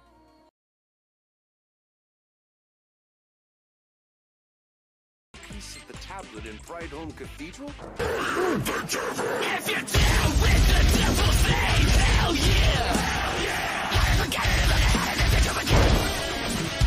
If you're down with the devil, say hell yeah!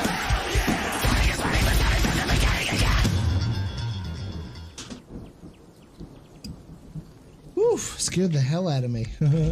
Scared the hell out of me. Who is this? Yo, D1, get the fuck out of here, yo. D, haha. Hey D, there's an email not coming up. I'll hit you up. I'll let you know when. What is good, my guy? Oh shit, yo. Thank you so much for the raid, dude. How are you? How have you been? Well, I know you're good and you've been fine in COVID and shit. what the fuck is up? What were you playing tonight?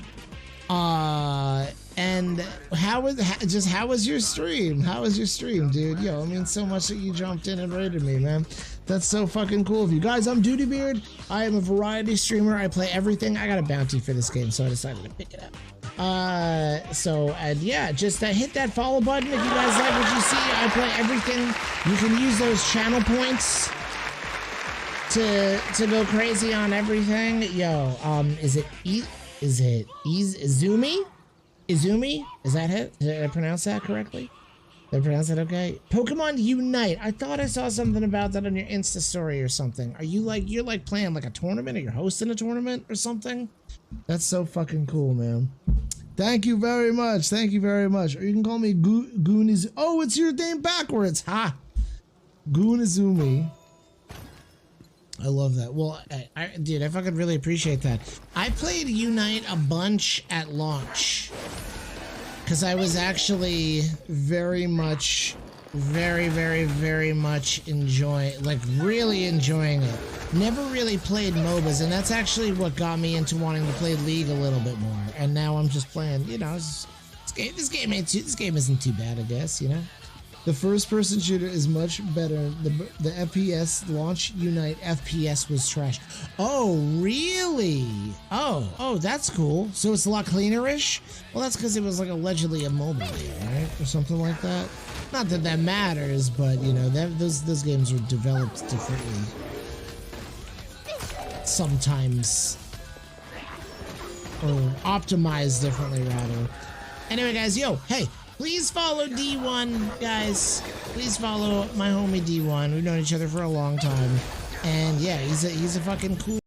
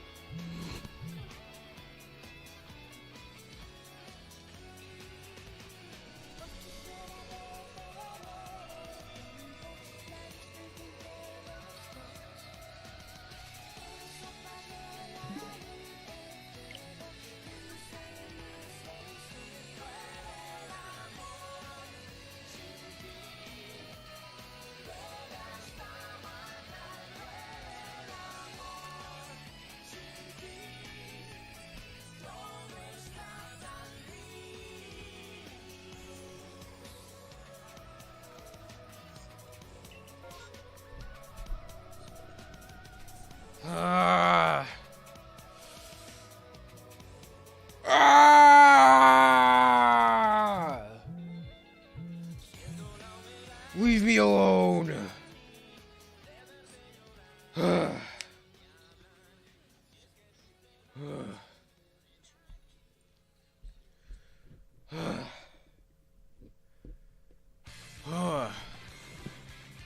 What the fuck? Where am I? Alright, let's go. I'm down but not out. Let's go. Let's keep it moving. Let's keep it moving. Who the fuck keeps calling me? Shut up. I'm gonna block. Stop. Leave me alone.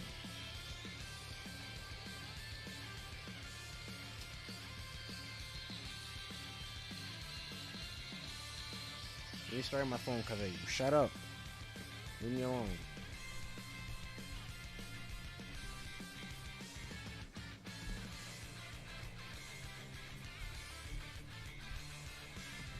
You stay awake now. We're awake. Alright, let's keep it moving. Boy, is there a rift?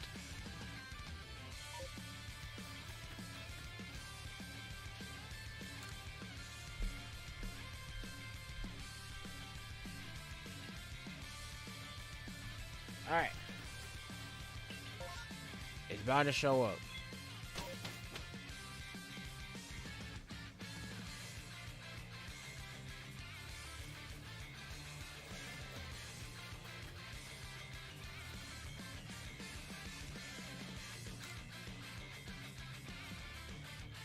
That's all good. Don't even worry about it. Don't even worry about it. I appreciate the waking up.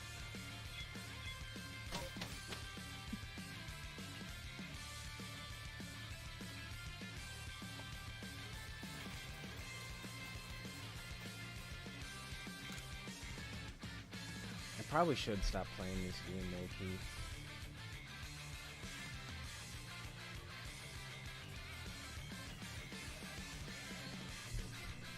But once the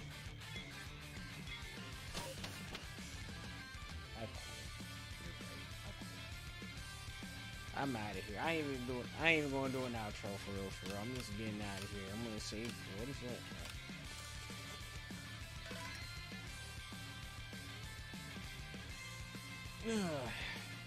Yeah. I'm just gonna get out of here. I've been awake for too long. Wait, what? Oh no, I'm kidding. So night, YouTube. I'm out. Follow if you haven't already. Do a bunch of other stuff that supports the stream, and I'm out of here. Peace. Wait, is there anybody I can? I don't feel like checking that right now. No problem. Thank you for coming through. I'll see y'all potentially tomorrow. I don't know what time. It's pretty late where I'm. Alright. Peace.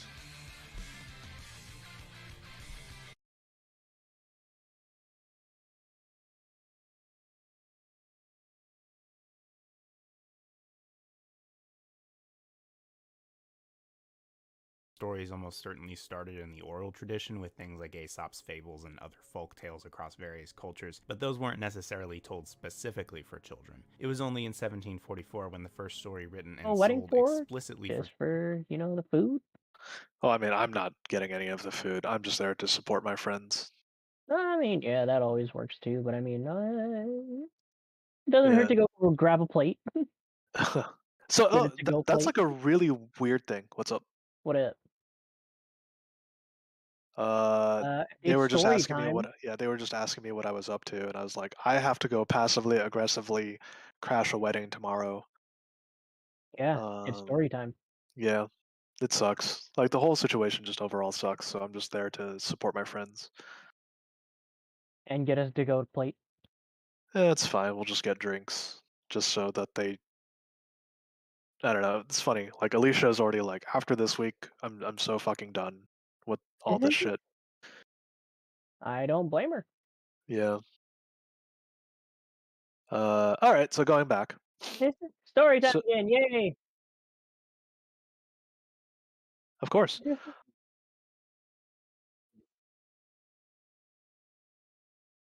No. This Okay, is so I have actually a really friend- enjoyed this story. So I have a friend named Carolyn, right? I have a good friend named Carolyn, known her for like more than 10 years and all that stuff. She has an identical twin sister named Christina. Christina is engaged, and her wedding is tomorrow. So Carolyn has a best friend who goes by Tuna, like the fish. That's how she always wants to be referred, and that's how I will refer to her. And then Christina has a best friend named Alicia. So Tuna always liked Monster Hunter, so I played Monster Hunter with her, and Alicia only kind of recently came on board with Rise, so we've been all playing together.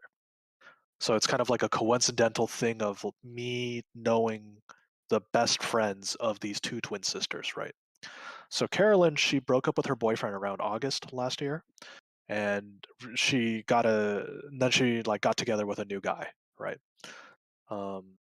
And Christina is engaged, and she asked Alicia to be her maid of honor. So now it's actually like time to plan the wedding. And as an example, and during this entire time of planning and Bridezilla aside, Alicia has gotten to really understand that holy shit, there's a lot of cracks and a lot of like fucked up shit that Christina is just about. So Christina is very, very much self-serving in terms of she thinks basically the world kind of revolves around her in a sense. So for example, if she Christina. Sorry, Christina and Carolyn. The girls that start with the letter C are twins. So Christina, I've barely ever met her. Like I've seen her one time. Like I met her, said hello one time. I don't know her at all. Christina. So Christina, she, when she gets a group of friends together, she'll say it that way. She goes, "Look what I did. I was able to bring everyone together for this very wholesome event at my house." Right. Very much like stroking her ego and that type of thing. And she's also very selfish and stuff like that. And anyways, so as an example, she's also very like wants to do everything fast in the moment. It doesn't really plan for much. So for example, it's August still, and Christina just tells everyone like, "Oh, I want my wedding in Vegas on Halloween." And Alicia is like, "That's literally 2 months to plan for this. It's COVID times on one of the busiest holidays of the year in Vegas. That's what you want." And Christina's like, "Yeah, make it happen." And Alicia's like, "You're kidding me. Like, think about it. Like financially, how everyone else is doing in COVID times. Our friends are doing in COVID times, and you want all of us to just splurge on a Vegas trip, right? Like, well, that's not gonna happen." And eventually, Christina reins it in and goes like, "Okay, fine, we'll delay it. Think about something else, right?" And she hosts a house party and tells her sister, Carolyn, and then Carolyn brings her boyfriend through, right? And right there, Christina is shocked. Christina's shocked, like, "Oh, you're with this guy? Well, why don't you get together with this guy, Albert, over here," right? And tries to literally hook Carolyn up with someone else in front of her boyfriend, like on the spot as soon as they get there. And for whatever reason, it has been made very clear that Christina doesn't like Carolyn's boyfriend for whatever reason. Fast forward to Thanksgiving, and Christina, she is in a group chat trying to bring everyone together for another wholesome event at her place. And she tells everyone, goes, "Hey, I understand that not everyone can be with their family on Thanksgiving. So if you guys want, my house is always open, right? And when you guys come through, you can make fun of my sister's boyfriend's cooking." Like she stuck that in there. And everyone's just like, why are you so relentless about attacking this guy that we don't even know? Like your sister's boyfriend that we don't even know, right? And it gets to the point where Christina rescinds Carolyn's +1 to the wedding. You're with this guy, you can't bring him. Her own twin sister, right? Yep. And Tuna, at this point, her best friend, Carolyn's best friend, is trying to figure out why the fuck does she not like this guy? And no matter what she tries to figure out, like nothing makes sense, right? And it gets to the point where around New Year's, Carolyn, they're drinking with Tuna and everything, and Carolyn gets drunk enough where she calls Christina and goes, "Why do you not like him? I want to know. What the fuck is your problem?" And Christina just says, "He's basic. Your boyfriend is basic." And that is the only reason she gives. And it just gets to the point where, just starts telling her, like, Carolyn, like, maybe you shouldn't go to this wedding, right? Maybe it's not worth it. If your sister's just going to be a cunt about things, don't go, right? And maybe that's better that way, right? Yep. But coincidentally, one of my friends, he's going to be in town that knows me and Carolyn, and the wedding is tomorrow, and he says, "Oh yeah, do you guys want to get lunch?" Right? And I said, "Oh yeah, I'll have something to do in the evening, but I'm down for lunch." And by something to do in the evening, me and Tuna, because we know where the venue is. Oh yeah, another thing is they booked this really really cheap game bar as the venue, which by the way might not even be closed to the public, might not even be a private event. I don't know if they'll just like section off a section area for the wedding or whatever.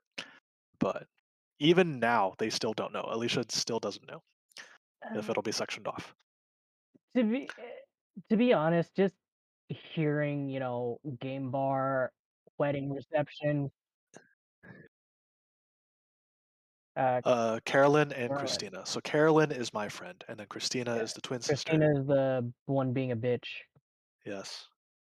But Yeah. Yep. But So, the yeah. whole, just the thought of like, you know, wedding reception at a game bar, to me just sounds extremely like you had 10, no, like I mean, even for we're a me, bunch of I'm a nerds, so it's fucking fun. nerd, but like it's like you had 10 seconds to plan this, and that was your best fucking option. And you're supposed to be what, the one getting married, or like you're the one who planned this? Like, what went through your head that made you say, "Yep, this is a good idea"? Like,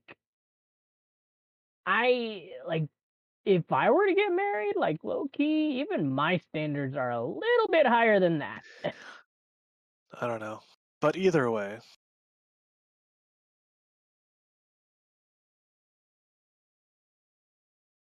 Uh, I essen- mean, kinda for the most part. yeah. So around November is when they got the venue for February, Hmm. and the maid of honors didn't even know about it until they like had to talk to her, and she says, "Oh yeah, I already booked a venue." And they're like, "What do you mean?" Like we still Like, don't even have a photographer or any of this other stuff yet. yeah, it just like I don't know. like I if don't you're not gonna know all include that detail. your, I know in, most wedding settings, the women like to plan everything, but like if you're not gonna include your maid of your bridesmaids in the planning process, you're probably better off just, hosting a small private wedding, you know? Like just a very small wedding or even just a courtroom wedding where, you just sign it. Just sign your document and get the fuck out. That has more class, I feel, than this whole ordeal.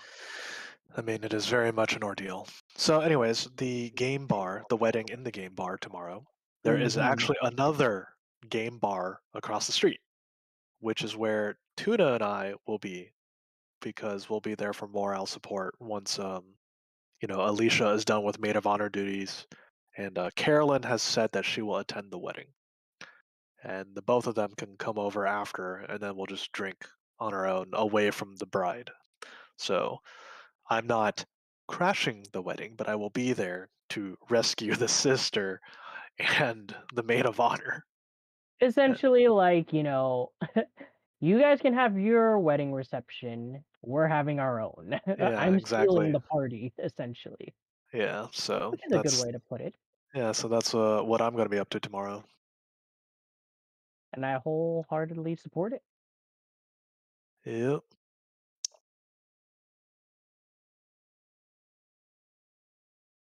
Yeah. Yeah, I mean, overall it just sounds stupid. Everything just sounds so dumb. Just Oh, yeah. like you don't even have any good reason to hate this guy, right? And it's like, nah, Yeah, that's just kind of a prejudicial thing at that yeah, point. It's like, I hate you just for being you. Like, what? I didn't yeah. even do anything. I said hello. If you even got that far, actually. Yeah. Ew, it really just sounds like a bitch. Yeah, exactly.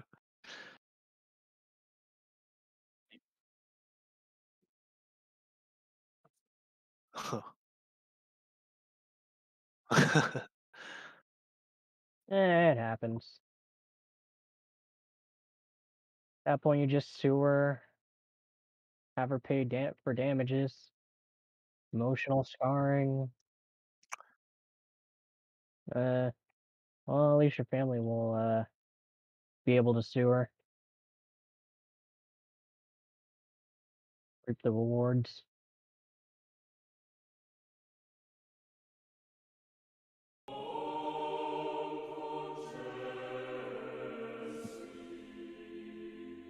But yeah, that was story time. Yep. What are you up to, though, Goon?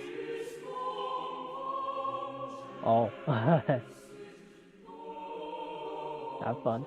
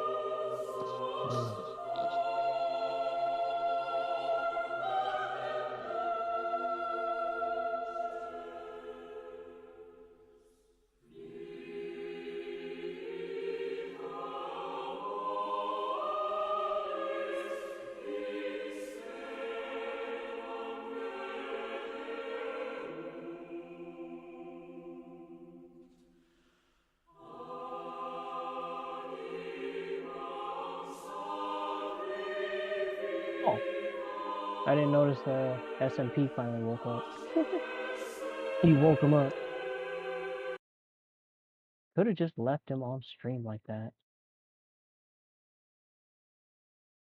Oh well, you could have. Would have been funny. I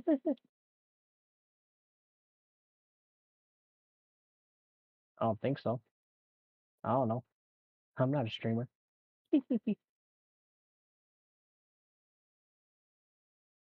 Aren't you a streamer too? Excuse me? You were streaming Oh. earlier.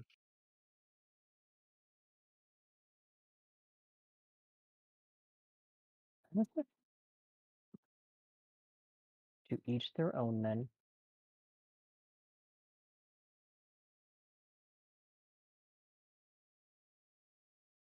Again, to each their own. What made you pick YouTube to begin with?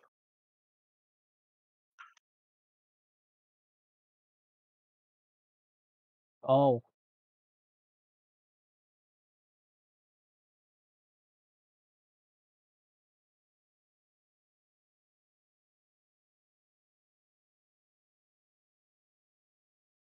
Yeah.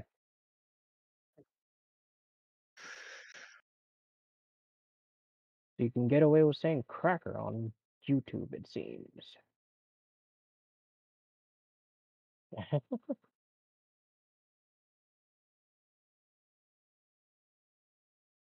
Oh man.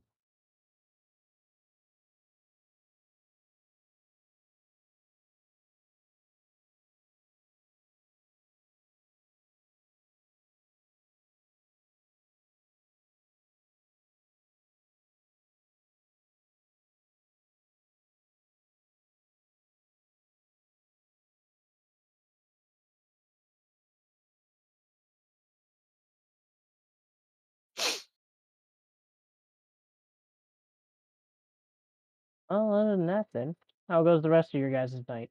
I'm just working on Wordle right now. It did reset.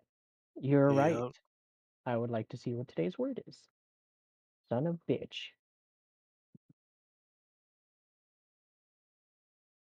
Wow, bitch isn't in the word list. God damn it. Wordle? It's the word guessing game. Yeah, it's a word guessing game. So it's always a 5-letter word, and you get 6 tries to guess it. And when you guess a word, there are little hints to tell you that if the letter is in the word, or if you have a letter that's in the word but in the wrong spot, or if you have a letter that's in the correct spot. So right now I've 2 guesses in.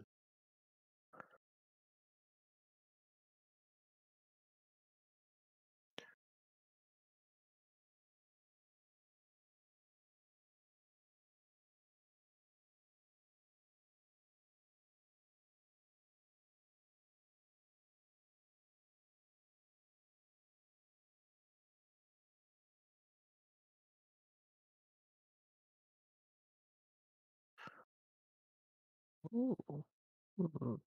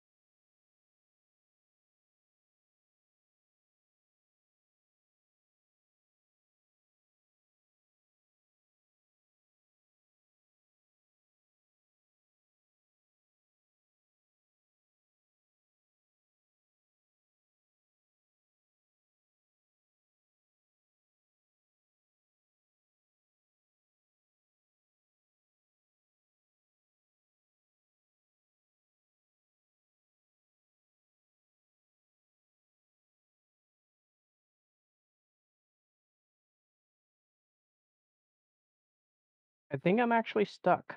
I don't know what this word could be. Yeah. I. It's funny because I have more than half the letters, but I still don't know what it is. Do you? Sure, but if you Without. do get it, don't say it, please. Yeah.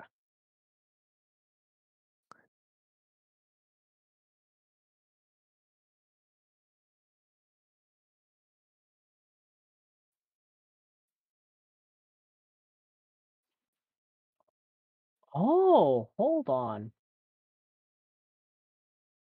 Okay, so we do have the same word, but I mean, huh. hey, you weren't supposed to look at it, Czar. No, I'm just like no, because I have exactly what you have. I have like the same exact letters, and I'm like, I'm stuck on this too. So this game is about, for example, I guessed my first word here at the top, right? And if Mhm. you see yellow, it means that that letter is in this word. It's just in the wrong spot, right? And if you see the green ones, it means the green letters are exactly correct. And then, it,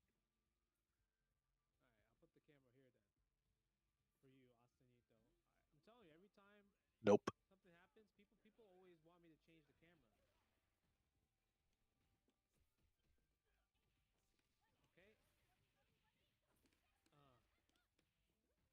Like, I literally have I have those 3 letters as well. And I'm like, "Fuck." There's nowhere to be. Damn it. Yes, you're supposed to guess the right word after. So, Mhm. so do you see those 4 blank spots after? I have 4 more guesses. So if I want, I don't have to guess what the letters I have already are. I can actually guess a different 5-letter word if I want to like try to eliminate letters, right? Or try and reveal more letters, right? I can try and do that too. But I also feel like where I'm at right now, I should be able to solve it within the next guess. So instead of me trying to just type in a random word of letters I haven't used, I'm just gonna I what? no. Which one? Which word at the bottom? Oh, that was my second guess. Mhm. So So, what do the you so in that one, you see how A, I, and T are all green?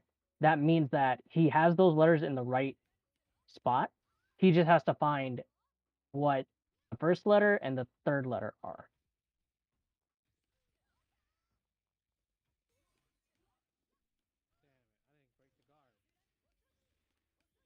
And I just found it out. This one is actually very tricky. It was my 6th guess.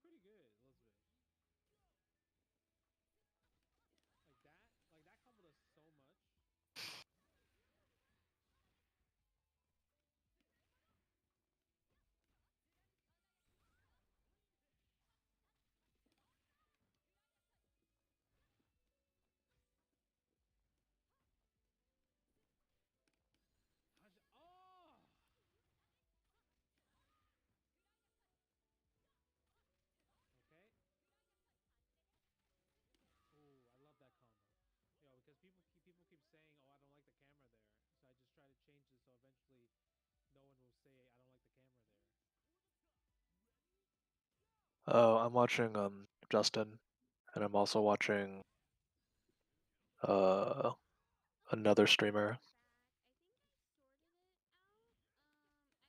Justin Wong. Yes. I love how he is such a dad. Yeah. Such a nerdy dad. Yeah. It is very wonderful. It is wholesome as all hell. Yeah. Glad I was able to go to the wedding.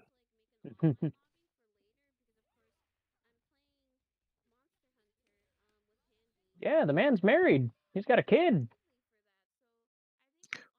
His wife is my Monster Hunter disciple. My #1 Monster Hunter disciple. Put it out there. It's on the name tag. I mean, honestly, I think that's the only reason I got to go to the wedding. I mean, he Oh. did actually move close to me, and then we hung out for like a little bit. But I think the only reason I went to the wedding was also because of his wife. I'm actually closer friends to his wife than to Justin. Oh. But Yeah, Justin's it always does been happen. a very good guy, just overall. I believe it. I wouldn't really take him to be. She does. Very little. She usually does like art streams and stuff. So her presence isn't as large as his, obviously. But Mhm. yeah, she just has like small little streams where like she'll usually like be designing emotes or she'll just like draw certain things. She doesn't usually play games on her stream. But a little while ago she was injured, so she's recovering right now still. Sorry to hear that. Yeah.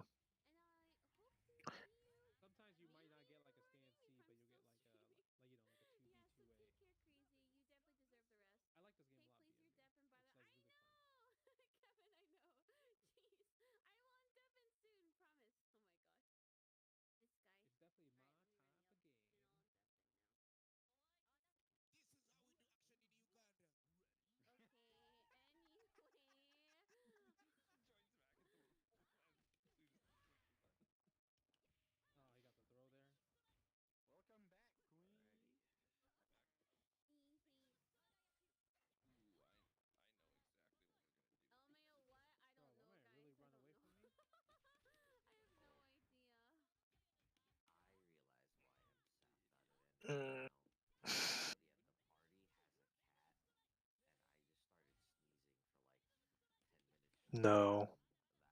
That ruins the fun of the game. It's funny because I've definitely heard stories where people will sit here and they figure it out like 6 hours later.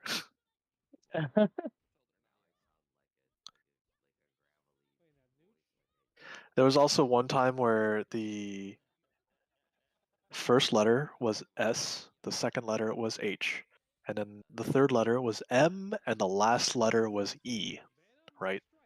And people Mhm. still couldn't get it.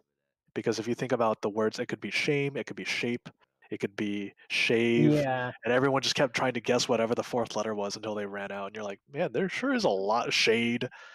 There sure is a lot of SHA something letter E Yeah. words. Or it could be anything. Yeah. Like, ah, shit.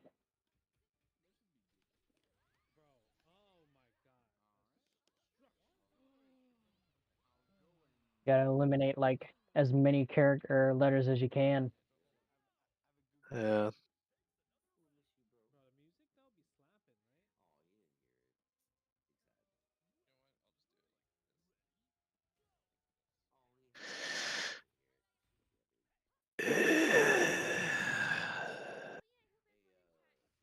It actually also sucks when whatchamacallit, when you have the letters, but you don't instinctively know.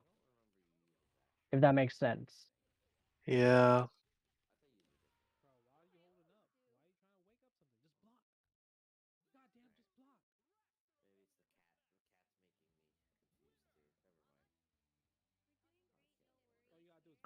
It was funny because I know someone who started to type it, like they didn't get it right, but the problem is autocorrect showed the actual right answer for her. So she was like, Oh. so then she was like, oh. And then after that, she actually went back and started to write it on paper. Yeah, she went back and like started writing it down so that she didn't have autocorrect ruin it for her. Fair enough.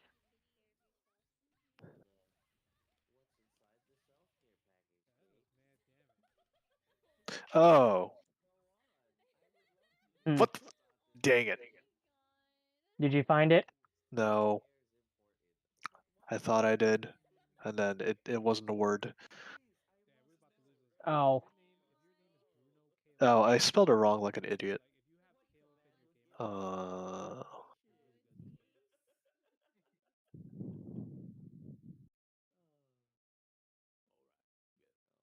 Okay, half of these words in Wordle I have never heard of. I don't even know if they're actual words, and I'm too afraid to look them up in the dictionary just to be wrong.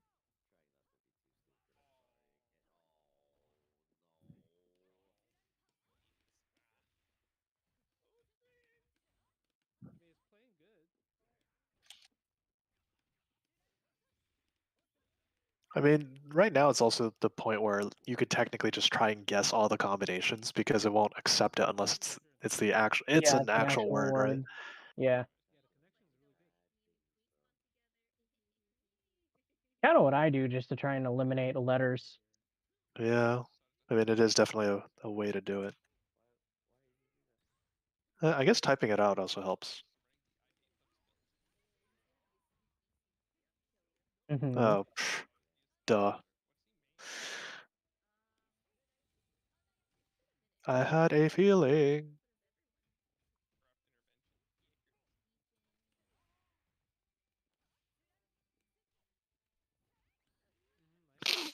Oh, yep. Yep. Again, I don't know what that word means. I didn't even know it was a word, but at the same time, like, you know what? I'm not gonna bother because A tacit is crap. oh, I meant Try. last time when you made me look up a word, it was brony language, and I was like, you know what? Let's Was not it? end the Oh, English. opponent? No. Well, I mean, this is Wordle. A tacit. I forgot what a tacit is exactly. I don't know, but at the same time, you know what? I'm not gonna venture out and expand my English dictionary. I am Oh, very it content with my it limited means word usage. understood or implied without being stated. So your silence may be taken to mean tacit agreement. Okay then. Yeah, it means you basically you understand. Fair enough.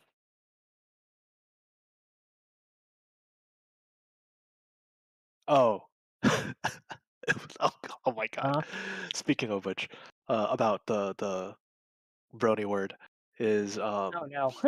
yes. So apparently there is a cussy. What? Yes. So cussy is a car pussy. And where that stems from is the concept that you know the movie Cars, right? Oh no. The problem is if there are baby cars in that movie, it must mean that there is some kind of car fucking in that movie. So there has to be a car pussy. The you know, it's kind of ironic that you mentioned that because I think it was a couple days ago where I saw someone post how in the car movie there are taxis and double-decker buses, and it's like, in a world full of cars, who the fuck is riding these guys? I don't know. So it was also funny because I was talking to someone and they sent me. Oh, well, so that reminded me of an SNL sketch. I don't know if you know it, but there was an SNL sketch with Chris Parnell. Do you know Chris Parnell? Uh, He's the dad in Rick and Morty. okay, yeah. Yeah, so he was on SNL, and there was a sketch for the Mercury, a Mercury car, and it was called the Mercury Mistress, and on the back is actually you could fuck your car. Oh my god. Right? That was the sketch. Like there was actually a hole. You can lift up the emblem and you can actually fuck your car. And I was like, that reminded me of that sketch because I saw it way long ago, right? And then this person she sent me like there's an actual movie where this girl has sex with a car and gets impregnated.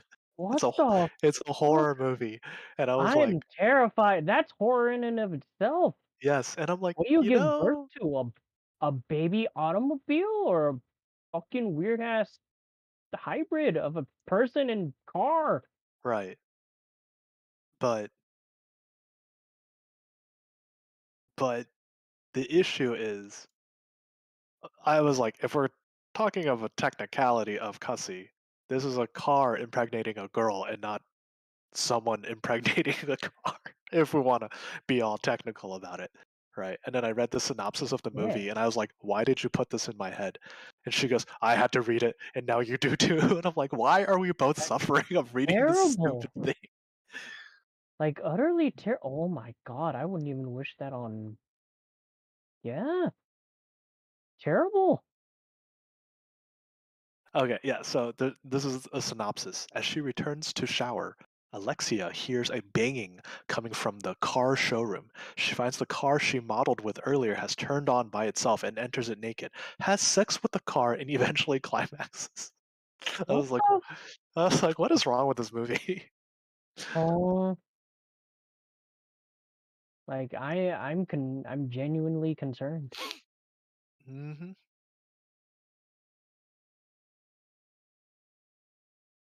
Like actually concerned.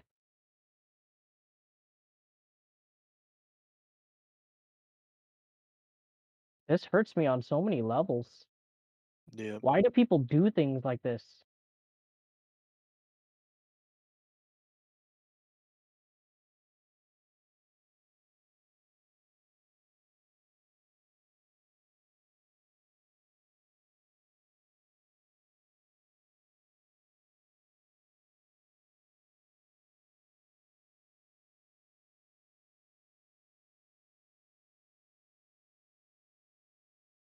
Gives a whole new meaning to the term roadhead.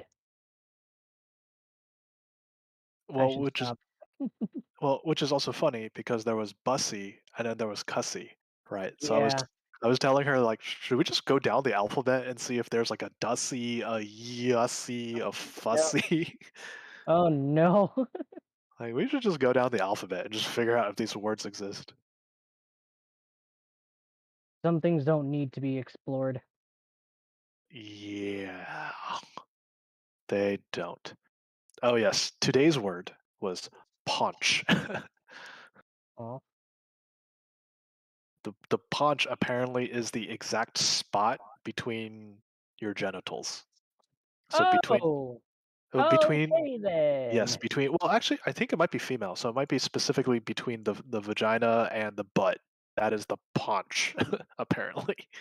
I'm like, okay. Okay then. Yes. Words that don't need meaning.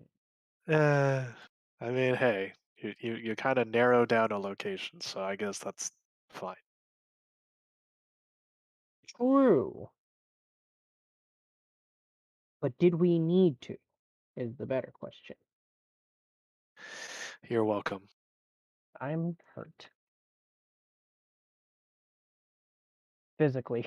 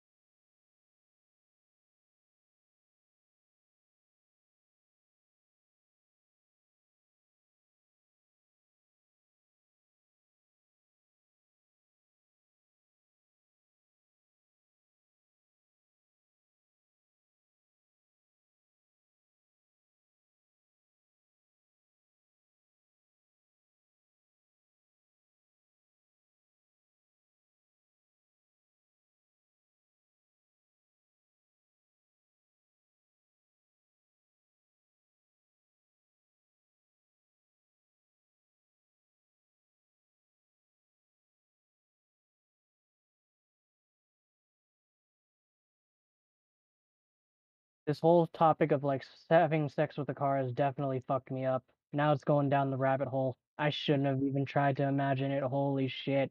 Would you like to know the name of the movie? No, It it's is gonna called get worse. It is called Titane. Titane. I'm. You know what? I can't even. No. Titane. No. Titane. No. I shouldn't have. It's funny because I sent this person the Mercury Mistress video, and she sent me back that video, the Titane thing, and she was like, "Call it revenge." I was like, "What did I do to you? I didn't do anything. Why are you doing No. this to me?" Yeah, no. Now it's just kind of like, okay, well, what else can you have sex with? Hold on. I'm uh, asking the wrong question. I am yes. asking things that should not be answered. Oh boy. Now it's just going down the rabbit hole. Fuck me. Ooh. Then again, there are people into that. I probably feel like, and they should not be breathing. Have you ever seen My Strange Addiction? There's a No, TV show. I've never heard of it. Yeah, there's a TV show called My Strange Addiction, and yeah, Wait, wait a second. Hold on. I think I may have seen clips of it from like somewhere because it it sounds like something I have seen because I remember seeing like a clip of some girl who fuck she was eating something weird. I think it yes, was like she was glue. eating. Nope, she was eating the ashes of her husband. Okay, not that deep, but Jesus Christ, I could have sworn there was a glue eater there, but holy fuck. No. There was a lot. Oh, there was also a woman who would eat her mattress. My God. Yes, a Is woman who it too late for salvation? Holy crap. yeah, there was a woman who eats her mattress, and there's also a woman who eats the ashes of her husband. I don't even believe in Jesus and none of that shit, but even I gotta say, they need Jesus. The ashes of husband thing is actually really sad because the it's not the problem that she's necessarily eating it. The problem is she's gonna run out, and she's like Yeah. emotionally attached to it. And then That's your dead husband, you bitch! You just killed him and ate him! Well, it you was ate him! it was so funny because that woman when her mom tried to intervene, right? The widow, she didn't want to hear any of it, so she goes and locks herself in the bathroom, and And the just starts mom eating him? no, and the mom, her mom, the widow's mom just goes over and picks the lock and opens the door, and I was like, Oh she's my done this god. before. She's done this before, hasn't she? Oh Like my god. I was like, her mom's a gangster, just fucking goes and picks the door. Get your ass out here. Quit eating your dead husband. Like, Yeah. wait, what? There was also a guy who buys a bunch of inflatable water toys, and then he has like relationships with them. Oh no. Yes, and then there is a guy who like wants to have sex with his car, Oh and then no. there's a woman who wants to be a horse, so she even goes and What the buys fuck? I mean, in a way, like the horse one isn't that bad because it's not like It hurting her. definitely isn't as bad, but it's still just like you want to be, you know, yeah, you know So what, you do you you. yeah, so you know how horses buy those bites? Like they have like that metal bar they bite on as like part of the Yeah. reins. She buys one for herself. The woman My buys one God, for what herself kind so of she can kinky use it on play? herself. And then she just like pretends to be a horse out in a stable. And then you know when I see it, I'm like, I mean that's really not that bad. Like, cause It's she's not. not bad compared to the fucking eh, lady eating her dead husband. Yeah, I was like, My God. she's not hurting herself or she's not hurting anyone else, right? She's just like wants to It's be a just horse.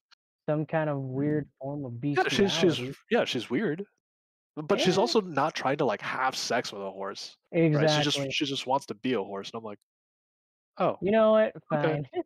Yeah, I was like, all right. I As mean, that's long not as you that weird. ain't hurting anyone, okay? Yeah, I was like, that's not that weird, personally. Like looking at it, I'm like, oh, well, it's fine. It could be worse, um, I guess, so yeah. the problem with the woman who also is eating a mattress is that's expensive as fuck, right? Because Yeah, mattresses are like $1,000. Yes. So the other problem Fucking is dead. because she's eating all the mattresses, there's a bunch of chemicals in the foam itself. So she went to go see a doctor, and the doctor's like, if you keep doing this, you're going to like develop cancer and stuff, you know. And It then doesn't surprise me. yeah, Crazy bitch. it is harmful to herself. And I would hope so. yeah, it's weird because basically every time they have an intervention of someone, you know, they go see a doctor and everything. Like, if you keep doing this, you're harming yourself in this way. Well, And yeah. nine You out of are. 10 times, 9 out of 10 times, everyone's like, "No, I'm not gonna change." It's like, if you keep doing this, you're gonna die. And they're like, "No, I'm not gonna change. I'm just gonna keep doing it." That's typical American mentality, though. They are Americans, right? Yes, they are. Okay, then yeah. You're infringing on my freedom rights. Like, I'm trying to save you, you idiot. Yeah. You're not supposed to be eating your mattress. Shit's expensive. Your paycheck can't even afford this. You're gonna go broke eventually. My God. Ugh.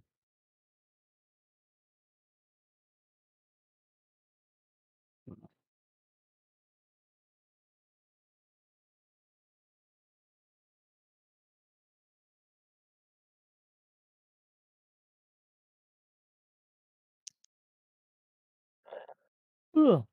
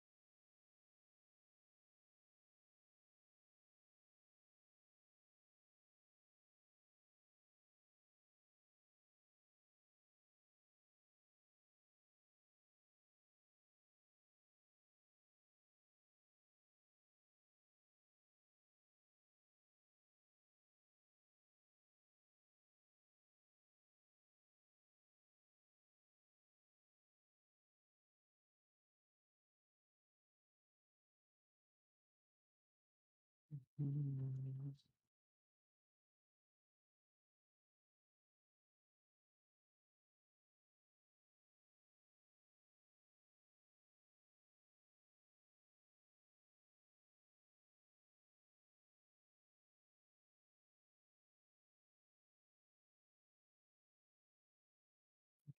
work tonight. Boy.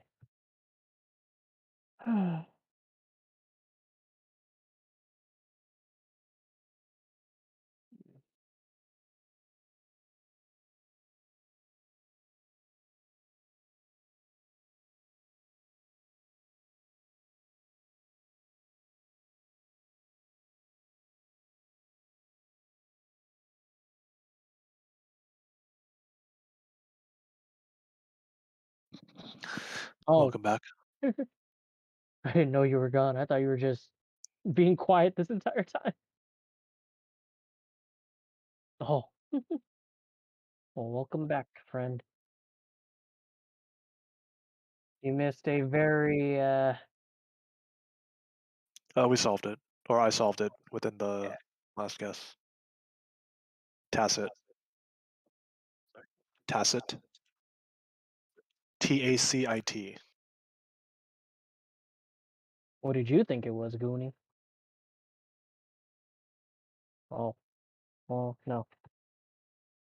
But you missed a very Oh, wait, no. no, because I had the A and the IT at the end. What did you say it was? It can't be boast. Because there's no... I already used O. So O's not in the word. Or and est. And S. And B.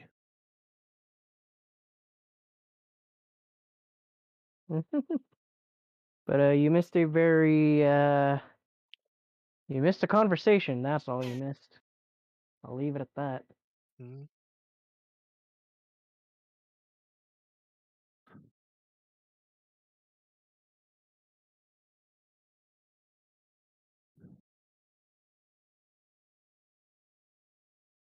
Wait, the other meaning is that it's something where it is implied that you understand something.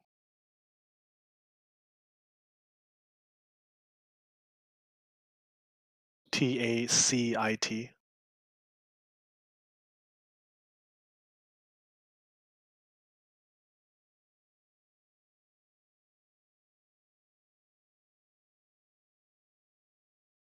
Yeah, I mean playing.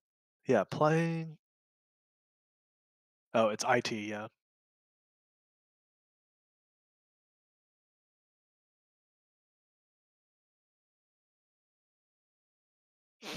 So remember the whole. So there's a Loodle, right? Loodle is a bunch of lewd words, right? So is when I learned Ussie, and Oh no. so a couple days ago the word was cussy with a C, right?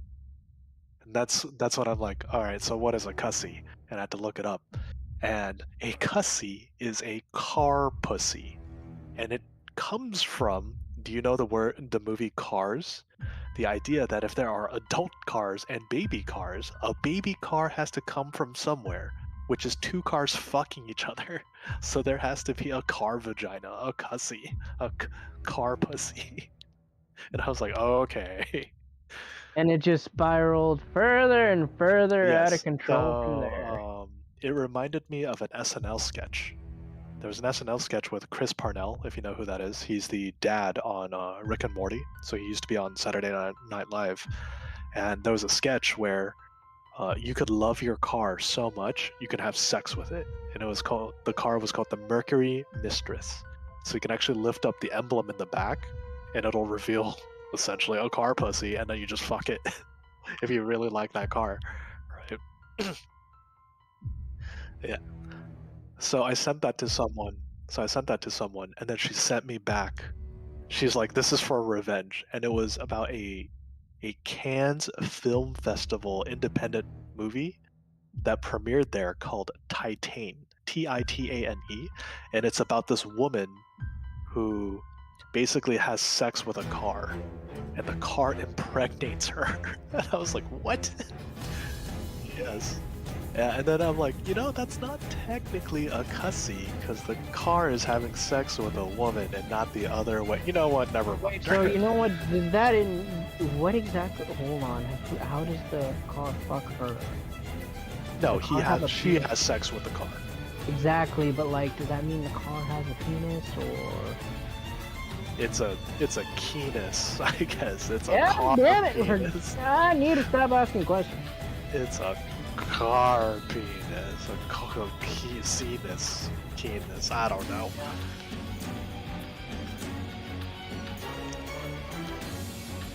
Actually, I need to check that right now. Is that a word? Keenness?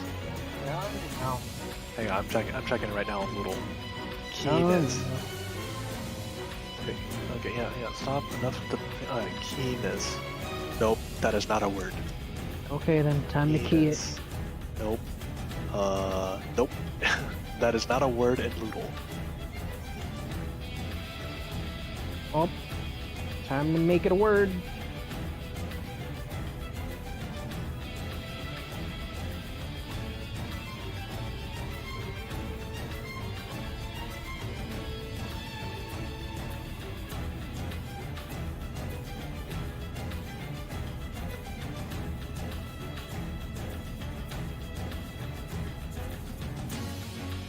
Yeah, quite hurt.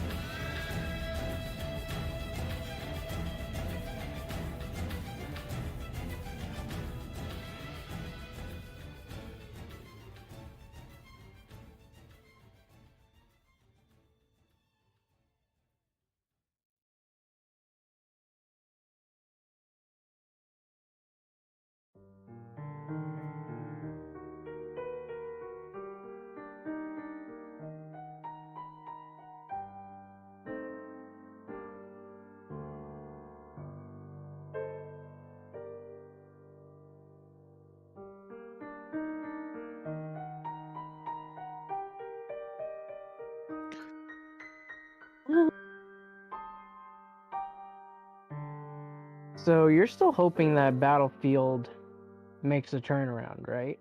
Absolutely. I was just reading an article where some guy was saying that they blame Halo Infinite Mm-hmm. for Battlefield's yeah. I mean, it's just the release timing, Yeah, that's really all it is. which is part of it. It is. Yeah. Right. There's definitely a lot of that.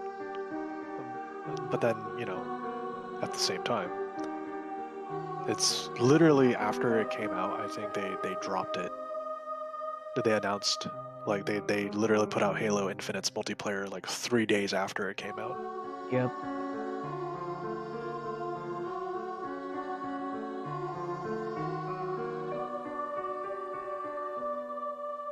I mean, you can attribute it to that, but it's still just kind of like, at the end of the day, Battlefield didn't even release a finished product.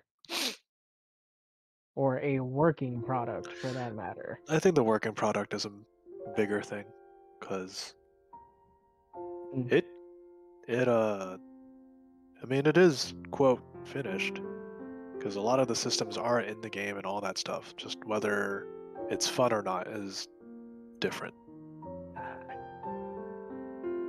Yeah, just looking at it, and yeah, it's just like, huh?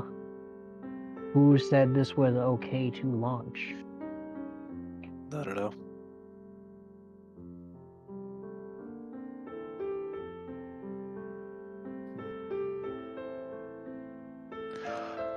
Well, removing the classes was due to its structured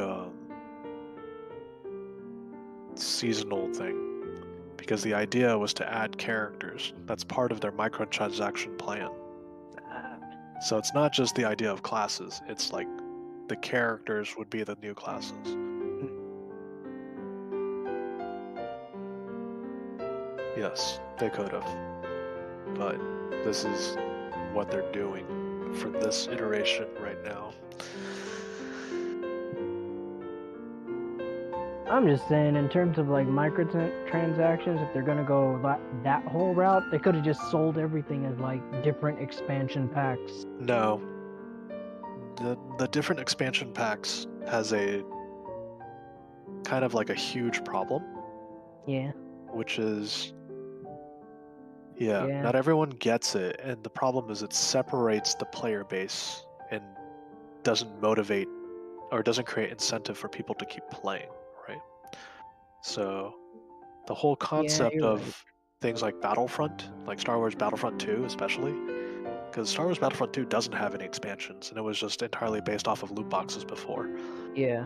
Which But at the nobody very liked. least, I think people like it. It's just obviously, Really? yes, people totally like loot boxes. Are you kidding me? Think about like card packs, right? Yeah.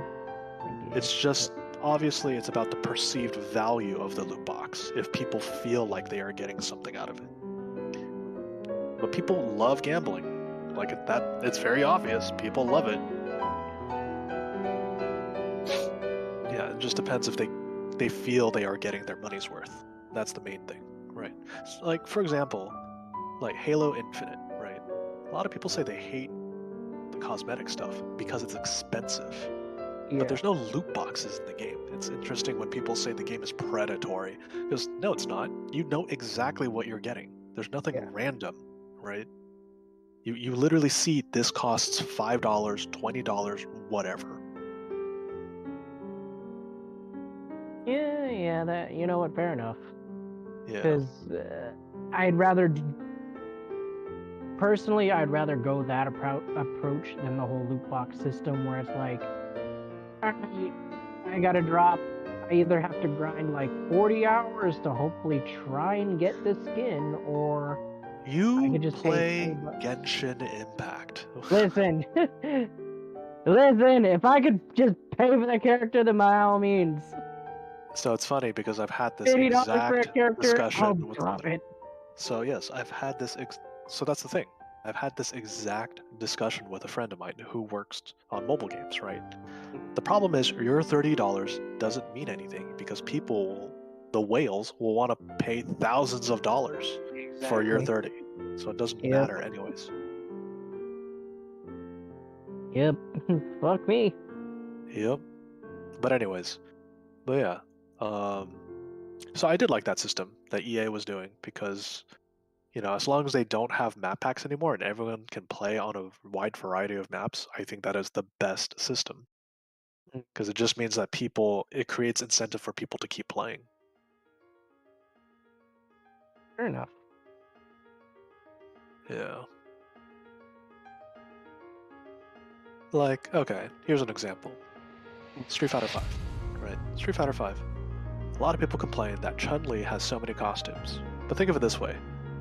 Why does Chun-Li have so many costumes?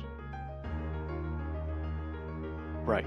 Everyone owns her, right? Yeah. That's the concept. You have Street Fighter 5, everyone has her.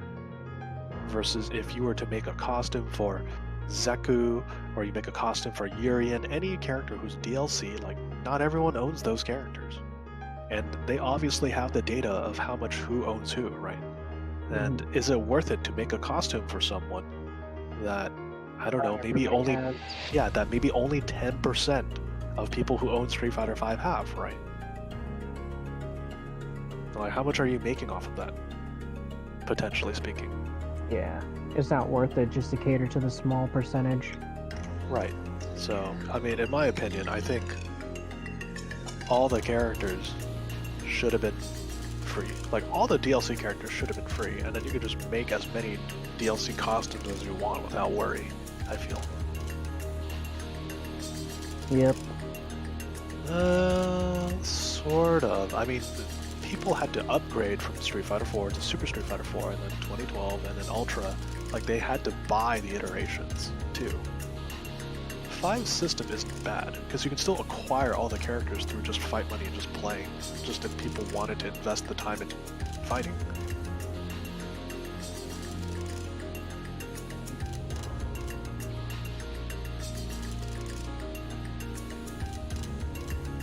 And not only that, but all the additions are the same. Or, for all intents and purposes, all the additions still play with one another, right? So, for example, I could go out, go buy Street Fighter 5 for $8, and I can still play it online with everyone else who owns all the content because all the content patches are free. or the updates anyways. So there's no like super version or ultra edition or whatever. Like there is Champion Edition and Arcade Edition, but they all functionally play the same UI. Yeah. There's just more characters. So Arcade Edition is up to from seasons 1, 2, and 3, and then Champion Editions is 1 through 5. Yes, you get the Champion Edition, and then they created another season pass with 5 more characters because they weren't ready to reveal whatever Street Fighter the next one is. So there's a total of 45 characters in it. If you just get Champion Edition by itself, it's just 40.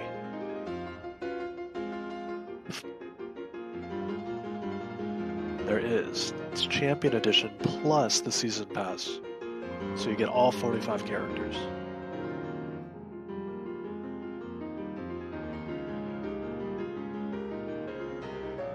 That sounds like a shit deal. I mean, the whole, like, you know, this is the supposed definitive edition, it's supposed to have everything, but then it's like, releasing more characters or releasing another expansion, you gotta buy it. It's like, damn it. I mean... Especially if, like, you're gonna charge full retail price for... It's not full, though. Oh, it isn't?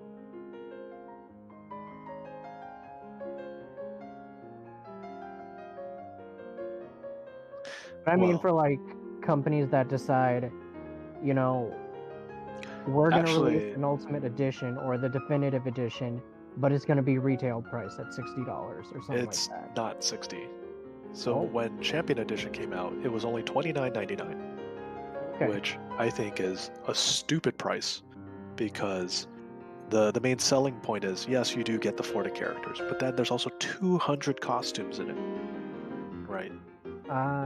That's the thing. And I was like, you think about all 200 costumes, if you were to buy it separately, that is a hell of a deal.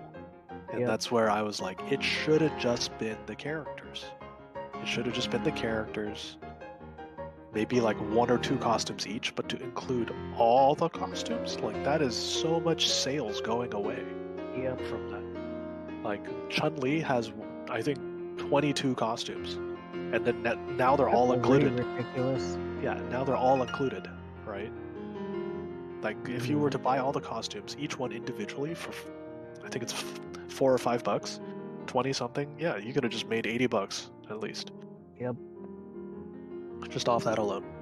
So I'm just like, I don't know. It shouldn't have been that.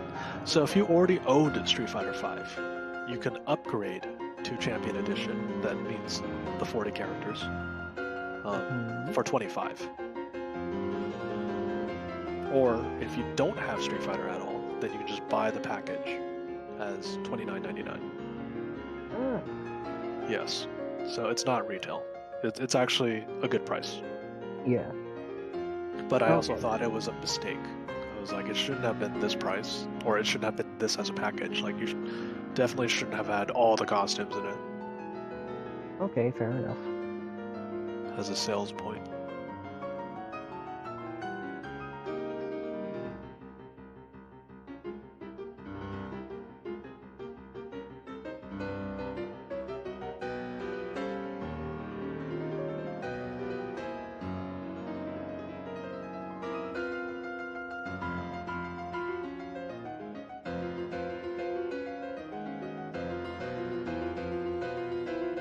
But I think that's also an issue if you didn't know what was in the contents. True. Yes. If you're a consumer and you don't know what's in the contents, then of course you would think that. And that's just communicated poorly.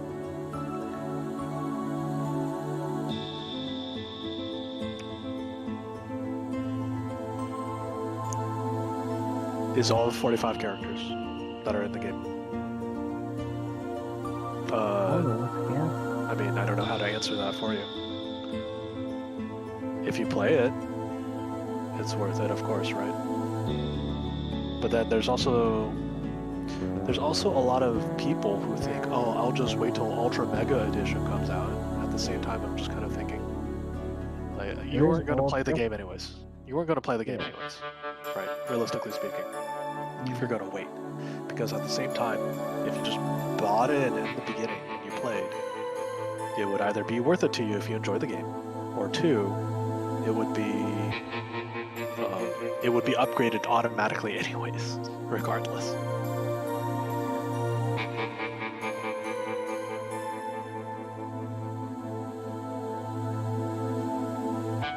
What's up? Yep. He is, quote, quote, the future of Street Fighter. And what that means, we're not exactly entirely sure.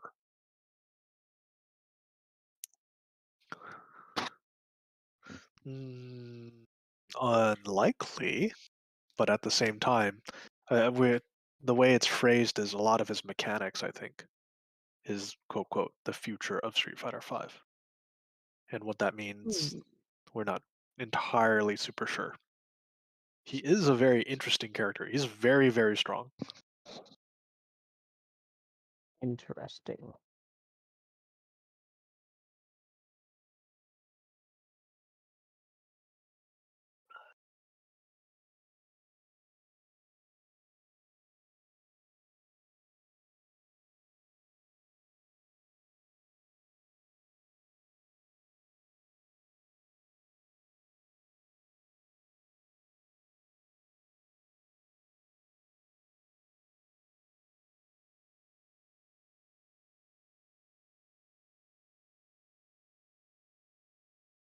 Children's entertainment was released, John Newberry's A Little Pretty Pocketbook. So stories specifically for children's entertainment haven't really been around for that long in the grand scheme of things, at least not in the West. But we've certainly been making a lot of headway since. Fast forwarding to the 20th century, and we have fantasy stories like The Lord of the Rings and The Chronicles of Narnia, along with picture books like Curious George and The Little Engine That Could. And with the advent of American cinema and a little guy you might have heard of named Walt Disney, children's stories now had picture and sound. Steamboat Willie, Snow White and the Seven Dwarfs, and Pinocchio, along with other lesser-known works such as Fleischer Studios' Gulliver's Travels, were among the first examples of children's stories in American film. And as the century progressed, this new genre only became more pervasive, with filmmakers like George Lucas, Steven Spielberg, and Richard Donner eventually making such children's classics as Star Wars, E.T., and Superman. And by the Disney Renaissance in the 90s, with films from The Lion King and Beauty and the Beast to Mulan and Tarzan, American children's films had really proven themselves as their own beast entirely. And I'm leaving a lot out here: the revolutionary work of Hayao Miyazaki and his influence on Western animation, the birth of Pixar in the mid-90s, the unparalleled cultural impact of Shrek. But I'm not here to tell you all about the history of children's cinema. That could be an hour-long video in its own right. The point I'm trying to make is that children's stories and media, specifically children's movies, are a massive part of our cultural consciousness and have been for a long time. Hell, some of the most profitable franchises of recent memory at least started life as children's stories, from Harry Potter to Marvel. Children's stories are at the forefront of pop culture at almost all times, so why the hell don't we talk about Kung Fu Panda all the time? That's right, the Kung Fu Panda-sance is back on. I'm bringing it back, baby. Released in 2008, Kung Fu Panda is perhaps the biggest bait-and-switch in cinematic history. You see a title like that, see Jack Black's name on the poster, hear CeeLo Green singing Kung Fu Fighting, and naturally you just kind of assume this is going to be a fat joke-laden waste of an hour and a half that you're going to have to take your kids to because they won't shut up about it because there's a trailer for it every other commercial break on Cartoon Network. But then, by complete surprise, it ends up being good. Really good. It ends up having some of the most inventive action sequences and fight scenes in Western animation. It ends up being full of heart and genuine emotion. It ends up being more than just a children's story. And now, in 2021, the Kung Fu Panda series is a trilogy of films with a near cult following that has taken so much time to dive into the deeper aspects of the films, like the way they explore various Eastern philosophies. But I'm not going to talk about that stuff. I want to take a look specifically at what makes this trilogy a good children's story in itself.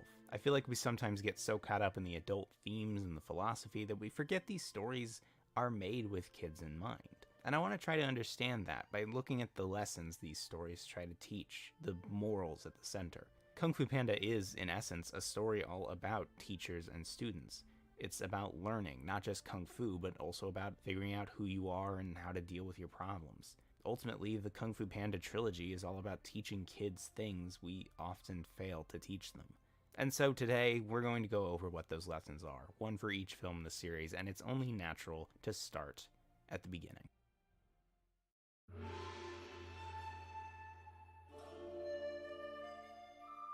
I remember seeing this movie all over the place as a kid. In the aforementioned commercial breaks on Cartoon Network, McDonald's commercials, I played the demo for the game over and over and over and over again. And I'm pretty sure Tigress's eyes paired with Angelina Jolie's voice awoke something in me as a kid, but I don't actually remember watching the movie itself that much. I'm pretty sure I watched it at some point, but I don't have any specific memories of doing so. I mean, why watch Kung Fu Panda when I could play Far, Far Away Idol on my DVD copy of Shrek 2? Did that reference feel forced? Yeah, but when the hell else am I going to get to mention this? For about half the contestants you could pick as a winner, Simon would literally just say, nah, and pick himself. What the fuck was this? My point is that it wasn't really until I became an adult that I watched Kung Fu Panda properly, and it wasn't really until I watched it very recently that I realized I love this movie a lot. The colors, the music, the set pieces, the animation, the super tight plotting and pacing, the bridge scene. But unfortunately, as amazing as all that is, it's not what we're here to talk about. We're here to talk about a panda named Po. And Po is a big fat noodle boy who has one deeply seated passion. I love Kung Fu!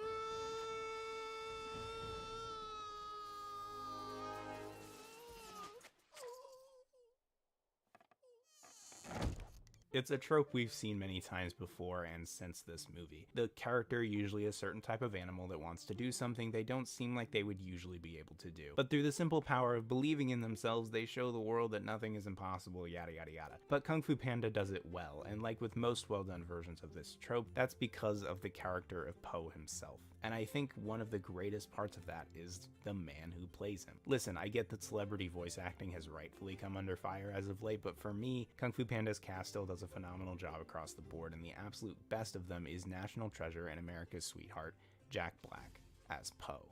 What his performance adds is not only his trademark likability and unapologetic goof, but also a strange sense of honesty propelled by the writing. The trope works for me here because instead of feeling tacked on to a pre-existing character, this desire to be something no one thinks he can be is the character.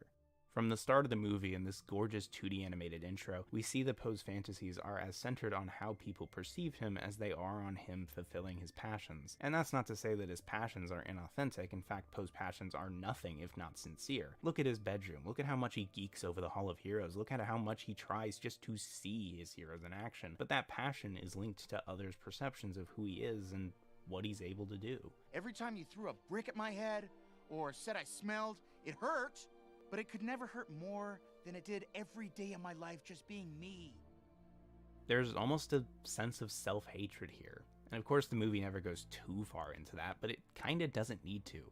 The situation speaks for itself. Po literally landed in the middle of everything, found himself with a destiny he never actually believed was supposed to be his, and then has to sit there and hear his new master point out every one of his insecurities about his physical appearance and listen to one of his own heroes tell him, "You're a disgrace to Kung Fu, and if you have any respect for who we are and what we do, you will be gone by morning." Damn. Po is placed into a situation where his passion and self-image are clashing together.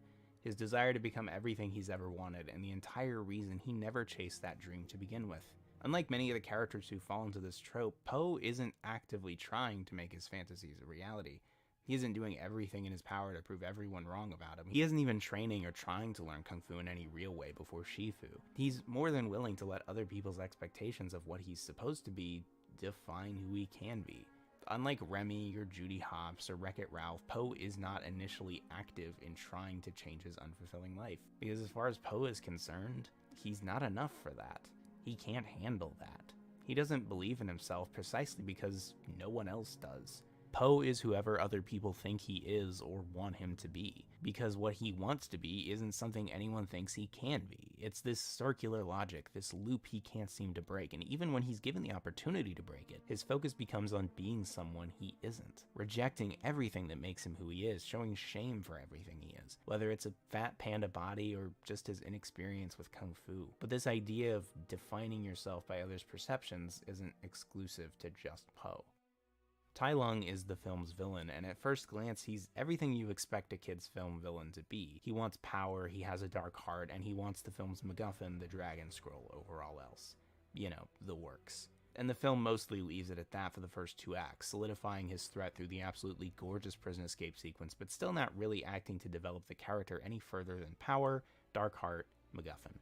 The closest the film gets is through this flashback sequence. He was left at Shifu's doorstep, took an interest in Kung Fu, but then fell to the allure of the power of the Dragon Scroll. Shifu couldn't stop him because he didn't want to hurt the son he raised, so Oogway stopped him instead. But even that is more to develop Shifu's character and how Tai Lung betrayed him than it is about Tai Lung himself. But then, after Tai Lung escapes, defeats all the Furious Five, and Shifu realizes that the Dragon Scroll is nothing more than a reflective piece of paper, the two are forced to face each other for the first time in 20 years. And we suddenly get a much different story than we got before. I ever did! I did to make you proud! Tell me how proud you are, Shifu! Tell me! Tell me! Shifu raised Tai Lung as his own child. He told him that he could be the Dragon Warrior, told him he deserved the Dragon Scroll, but Tai Lung never asked for those expectations. He never wanted that purpose. Shifu thrust that upon him. And then when he was unable to fulfill those expectations, when he couldn't be what Shifu told him he was meant to be, Shifu turned his back on him. The darkness in Tai Lung's heart wasn't just a part of him that couldn't be changed. It was placed there by the master, the father, who failed him. I have always been proud of you. From the first moment, I've been proud of you. And it was my pride that blinded me. I loved you too much to see what you were becoming. What I was turning you into. It's one thing to tell kids to believe in themselves, but it's a whole other thing to tell them that it's not their fault they were expected to be something they could never be. And then to tell them that there is no secret ingredient, it's just you. The Dragon Scroll itself is a basic symbol, but it has a lot of power, because for Tai Lung, strength was something you trained for, something you earn, something you gain, something that someone else has to give you. The Dragon Scroll is nothing more than a reminder that strength, in whatever form it takes, is innate. It's a part of you. And Po and Shifu only succeed when they realize that. When Po stops trying to be what other people want him to be and just embraces who he is. Even the final fight is less of the dramatic climactic showdown we generally expect. Instead, it's more of a celebration of all that makes Po, Po. And just imagine that from a kid's perspective, especially a kid with maybe a developmental disorder or a physical disability of some kind, or whatever else they'll invariably be told to be ashamed of. Watching Po succeed not because he ran away from what made him who he was, but because he embraced it. And watching Tai Lung fail because he could only ever allow himself to be what others told him he was supposed to be. Imagine seeing that when you've been told the exact opposite your entire life. The lesson of Kung Fu Panda is, the only person who can define you is you. Let's move on.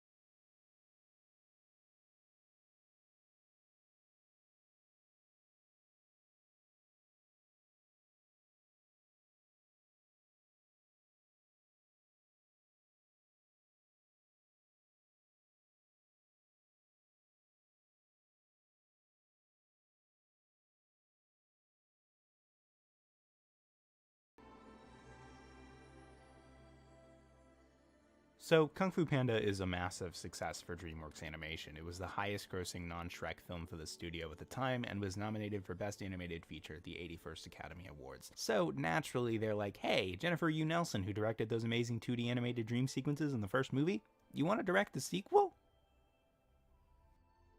Get ready, because I'm about to throw a lot of platitudes your way, and they're all accurate. Kung Fu Panda 2 was bigger, darker, and truly the Empire Strikes Back of the Kung Fu Panda trilogy, and is, for me, by far the best of the series. Bigger, more complex set pieces, a more intellectual villain, and deeper character drama, all alongside a lesson that very few kids ever get to learn. I want to approach this one a bit differently and start with our villain, Shen, played brilliantly by Gary Oldman. Shen is similar to Tai Lung in a couple ways. His main goal is gaining power, and he revels in his evilness, but there are many more differences. For one thing, instead of a snow leopard, he's a peacock, and while he can certainly hold his own in a fight, he's much more focused on the cerebral and the theatrical, his words often being far more useful than his fists. And this comparison is gonna sound kinda dumb, but he sort of reminds me of Shakespeare's Richard III. He's ultra-villainous, literally written to be a shitbag, is most capable when utilizing language to manipulate others, and most of all, is only a villain because his own family treats him like one. My parents hated me. Do you understand? His entire character is based on his refusal to come off as weak or vulnerable, to project an image of himself as being cold, uncaring, and secure in his motives and identity. The idea that his parents hated him and sent him away because they feared him is not something he's willing to feel, only acknowledge. So instead, he takes those painful feelings of the past and extrapolates them into some greater destiny of ruling over China. Then he doesn't have to confront those feelings on their own. His entire plot is a means of coping with his own sense of inadequacy and the desire to control his own destiny. And it was that desire to control his own destiny that led him to do what started everything. Poe's story in this film is about finding inner peace, symbolized visually as being able to guide the path of a single drop of water. And this is something he finds difficult, as from the beginning of the film, Poe's understanding of himself is becoming increasingly chaotic as he's being forced to question his own origins and his very identity. The central question for Poe at the heart of the film is, who am I? With these flashes of a past long forgotten, the revelation that somehow Ping is not his biological dad, and the introduction of this new enemy who was there when he lost his parents, all Poe wants to do is exactly what Shen is doing. Project strength and avoid the emotions swirling around in his head. This is encapsulated in one of my favorite scenes in the movie, this quiet little exchange between Poe and Tigress. Tigress tells him that she can't feel pain after having punched ironwood trees for 20 years, and when Tigress tries to get Poe to open up about what he's feeling, he shows almost a kind of envy towards that ability. And this bothers you? Are you kidding me? We're warriors, right? Nerves of steel, souls of platinum.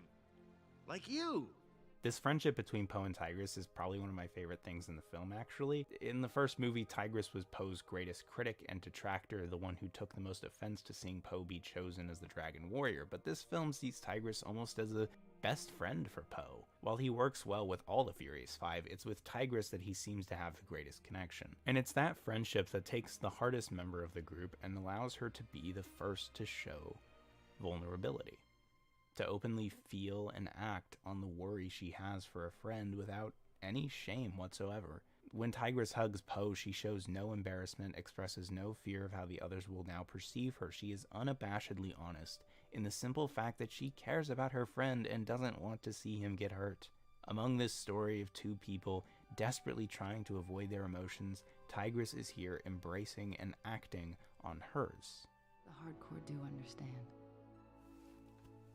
But I can't watch my friend be killed. But that example isn't quite enough to help Poe find inner peace. The way inner peace is described by Shifu is recognizing when a problem does not exist with another, but within oneself. Finding inner peace is a matter of confronting those things about yourself that you may not want to confront. And Poe has thoroughly externalized his problems in Shen, in his mind necessitating a face-off. So, against Tigress's wishes, Poe goes after Shen in the middle of his factory. They have a small fight only for Poe to corner Shen and demand the truth. Well, here's your answer. Your parents didn't love you. Gary Oldman's line read here is masterful as joy slips into his cadence. Shen getting to tell somebody else what he's always believed about himself. Your parents didn't love you. And that's what has bothered Poe from the beginning. Why else would he be abandoned in a radish basket? It's shown in rather comedic ways, sure, but the underlying anxiety is real and palpable and persistent. It's the reason Poe refuses to let it go at the same time as it's the reason he refuses to confront it head on. It makes sense that Poe thinks this way, doesn't it? After everything in the first movie, the self-image he created where who he was wasn't ever good enough. And as Kung Fu, the one thing that allowed him to embrace his identity is endangered, here is the idea that shatters his entire perception of who he is. Your parents didn't love you. Poe floats down a river, unconscious and nearly dead when his body passes by the soothsayer that Shen set free. She nurses him back to health and he awakes tired and bruised in a place he doesn't recognize. But soon, he starts to remember. He remembers an idyllic panda village, sunlit and green. He remembers a child laughing and playing and happy. But then it's red and ablaze. It's terrifying and scary. This child is crying now, clutching to his little doll. He doesn't know what's going on. His mother grabs him and runs away with him. He loses his doll to the fire. His mother leaves him somewhere. Stop fighting. Let it flow. One of the hardest, most unfair things we have to do is feel painful feelings. Whether it's grief or heartbreak or trauma, we have no choice but to experience pain. But it's so much easier to bottle all that up, keep it inside of you, and never, ever, ever let it out. And the more we have to bottle up, the more we cope with anger and bitterness, the more we chase external glory or desires, and it only ever gets worse and worse as we try to fill that hole where we won't allow those painful feelings to go. We want to control the entire downpour because we're afraid of getting wet, but we still get drenched anyway, and we allow it to weigh us down until we can barely even move. That's what Poe's been doing this whole time. But the rain isn't what's stopping him. He's what's stopping him. Stop fighting. Let it flow. You can't control an entire downpour, but you can maybe guide the path of a single raindrop. Imagine being a kid watching this movie and being told that sometimes things hurt. Maybe not in a way you can see, but just in a way you can feel. And you might want to run away from that. Keep pushing it down or externalize it because, yeah, it's hard to feel that way. It's really hard sometimes. But that pain doesn't make you who you are. It is the rest of your story. Who you choose to be. And that's the kind of power that lets you face down an entire army all by yourself. By taking those things that hurt you and not running from them, not pushing them down, but facing them and letting them flow. And never letting those painful feelings from the past distract you from the people who care about you now. Shen lets his pain destroy him, but Poe allows it to flow inside of him, be a part of him. And that's the lesson of Kung Fu Panda 2. You have to feel your feelings, even if they hurt, because only then can you be who you are. So, who are you, Panda?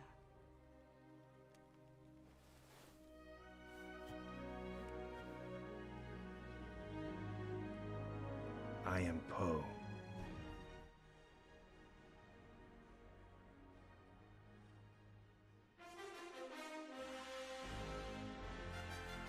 I'm not as big a fan of Kung Fu Panda 3, honestly. Don't get me wrong, I like it, love parts of it. It's just as gorgeously animated and beautifully impressionistic. The writing's still tight and the performances are all great, but it feels like it's starting to have a bit of trouble figuring out how to progress this story, evidenced by the fact that they spend it trying to answer a question they literally just answered one movie ago. I like who I am. You don't even know who you are. I know who I am. Make up your mind. But there's still a great story here. There's still a lesson to be learned, and it starts again with Poe. What's interesting about Kung Fu Panda 3 is that it takes the themes of students and teachers and through Poe's arc puts it at the forefront of the entire narrative. Being able to teach what he's learned is labeled as the next step of Poe's training. It places him in a position of power and authority that he doesn't really want to be in. But Shifu tells him, if you only do what you can do, you will never be more than you are now. But Poe doesn't want that authority. He doesn't want to be put on a pedestal. He doesn't want to have that kind of pressure on him. He wants things to stay the same. And that's why when Kai shows up seeking to take everyone's chi and destroy Oogway's legacy, Po is more willing to travel with his newly found father, Li Shan, to learn how to use chi in order to stop him. He's being put back into the role of student, learning something new to defeat some great enemy. Because it's a lot easier to just remain who you are now than to try and be more. But throughout the film is this slight disquiet. As Po continues to learn how to be a panda, he keeps asking his father when he'll be ready to master Chi and stop Kai. As much comfort as he takes in everything remaining the same, the responsibility of his role is still very present. And if he's going to stop Kai, he has to learn Chi, because otherwise he just won't be equipped to handle this. While Kai is certainly a far less complex villain than his counterparts, he is undoubtedly the most powerful. He defeats Oogway himself less than 5 minutes into the movie, and then he defeats all the Furious Five, plus Shifu, and destroys the entire Jade Palace with a statue of Oogway. He wants all power and knowledge to be exclusive to himself, going against everything Oogway was and believed in. And Lee was supposed to teach Po how to handle that. Lee was supposed to teach Po how to make things right again, how to use Chi to defeat Kai and save the valley. Lee was supposed to teach him who he really was and how to deal with all this stuff, but instead... Because I don't know it! You lied? No, Yes. Why? To save your life. I find out some blade-swinging maniac is coming for you. What am I supposed to do? Just let that happen? Yes! I'm the Dragon Warrior, facing maniacs. That's my job. But because of you, I left the valley unprotected. I left my friends unprotected. And now they're all... And you would have been too. I lost you once. I am not going to lose you again. I can't.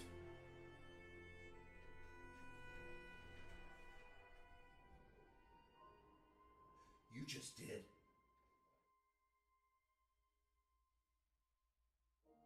The funny thing about how we talk about children's media is that we can't just like it as it is. We have to qualify it somehow. We have to bring up the adult jokes that kids won't get. We have to talk about all the adult themes. We say, oh, this isn't just for kids. It's got stuff about Eastern philosophy in it. It's got all this character drama and these complex ideas, as though all of those are things that kids just can't understand. We treat children's media in general like it's inherently lesser, like all it needs to be is pretty colors and fat jokes, and that's all it should be expected to be. And if it's more, or more appropriately, if it finds an adult audience, we hardly ever talk about it like it's ever even been for kids. In fact, we want very badly to separate it as much as possible from that initial audience, because we feel a sense of shame enjoying something meant primarily for children. Li Shan, as a character, is someone who wants to protect his child from the world. Someone who never got the chance to really raise his own son, so he wants to hold him back, limit who he can become. He wants Po to still be that picture of innocence he used to be, back when he still had his wife, back when everything was happy, back when everything was the way it was supposed to be. So he lied. He created a reality where he could raise his son in peace and have all that time back with him that he lost. Regardless of what that means for the world, regardless of what that means for Po. In the end, this trilogy isn't really about teachers and students, it's about children and their parents. It's about a father telling his son he was supposed to be something he could never be. It's about a mother and father terrified of their own child, who then spent the entire rest of his life trying to destroy what they left behind and fill the hole where their love was supposed to go. It's about a father who just wanted the chance to raise and love the son he lost, but in doing so, limited what his son was allowed to be. Kung Fu Panda is the story of parents failing their children. Instead of talking to their son, Shen's parents effectively gave up on him and tried to figure out how he could be stopped. Instead of being there for Tai Lung when he needed him most, Shifu turned away from him because he couldn't be what Shifu told him he was supposed to be. And Lee couldn't teach Po anything he actually needed to know, because if he were to equip him to handle the harshest realities of life, he would have to admit that Po couldn't be the innocent son he never got to have. But while both Shen and Tai Lung refuse to learn those lessons, Lee realizes that he can't make a world where his son doesn't need to learn, and he can't make a world where he doesn't need to learn himself. We dismiss children's stories because by the time we're an adult, we feel like we're supposed to have all this figured out already. There's a pressure to already know who you are and how to deal with your problems. We're supposed to already know what we believe and what we're supposed to do when things get hard, whether those are practical skills or emotional ones. We're supposed to not have any more lessons left to learn. We dismiss children's stories because to engage with them on any level beyond simple acknowledgement would be to admit that there are lessons we never learned, lessons we were never taught. I recently turned 23 years old, and it's easy for me to wonder sometimes if everyone else got some training manual at some point that they just forgot to give me. It's easy to think that I'm way behind and feel a sense of shame at the fact that there are so many things I've never done and so many things I don't know. I wonder constantly if the reason for that is just that I'm not good enough, if I can't handle growing up. And part of that fear has persevered within my abiding love for children's media, for Disney and Pixar and DreamWorks, for Avatar and Harry Potter and Spider-Man, for Kung Fu Panda. I love these stories. I loved them when I was a kid, and I love them now, and I wonder sometimes if I should be ashamed of that. I feel like I need to qualify my love for these stories by bringing up the stuff for adults. Because if I don't, then I reveal that I still kind of identify with this stuff for kids. But while I'm sure part of it is just a desire to go back to the way things used to be, to live that simpler life I feel like was ripped away from me, I think it's also because the lessons these stories teach aren't just for kids. I don't think they ever were. Because maybe a good children's story is just that, a good story. And just because I'm an adult now doesn't mean I can't still learn what I wasn't taught. The only person who can define me is me. I have to feel my feelings, even if they hurt, because only then can I be who I am. And more than anything else, there is always something more to learn. You can never know everything. You can never know all of who you are, and what you believe in is probably going to change over time. People are complicated like that. But we can share what we've learned with each other, and we can always learn something new if we're willing to. If any of these lessons are new to you, or if you've heard them before but you have trouble learning them and implementing them, I need you to know this. It's not because you aren't enough. It's not because you can't learn them. It's not because you missed the boat when you were a kid. It's because these lessons can be hard to learn. And there are people out there who will stand by you while you learn them. Even if the people who were supposed to didn't. At the very least, these stories will. I want to end this by looking back on one of my favorite scenes in the first movie. Shifu goes to Oogway telling him that Tai Lung has escaped, and Oogway says that Po will stop him. But Shifu refuses to believe that. Master, that panda is not the Dragon Warrior. He wasn't even meant to be here. It was an accident. Oogway tells him that he needs to let go of the illusion of control, using the peach tree they stand under as an example. I cannot make it blossom when it suits me, nor make it bear fruit before its time. Shifu argues, says that there are things that he can control, like when the fruit will fall or where to plant the seed, but Oogway tells him still that he can't control what the seed is. It will always be a peach tree, and I'm going to leave it at the exchange that follows. I hope you learned something. But a peach cannot defeat Tai Lung. Maybe it can, if you are willing to guide it, to nurture it, to believe in it.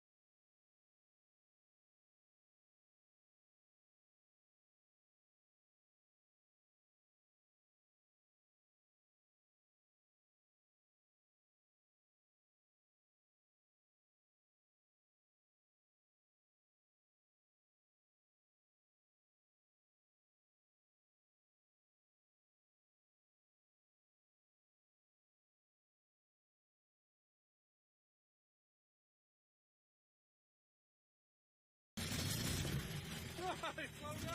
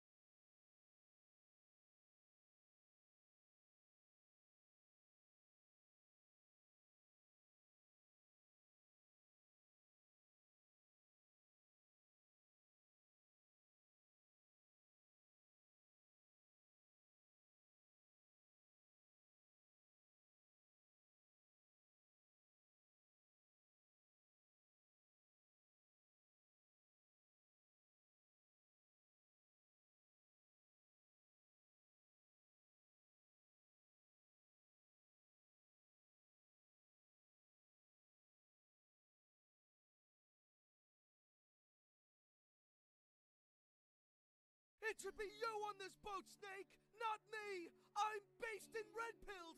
You're a liberal cuck! What the fuck is he even saying? It doesn't matter. He's gonna fall into a pool and die after his son has sex with his new wife. It's okay to laugh, Kaz. We're all thinking it.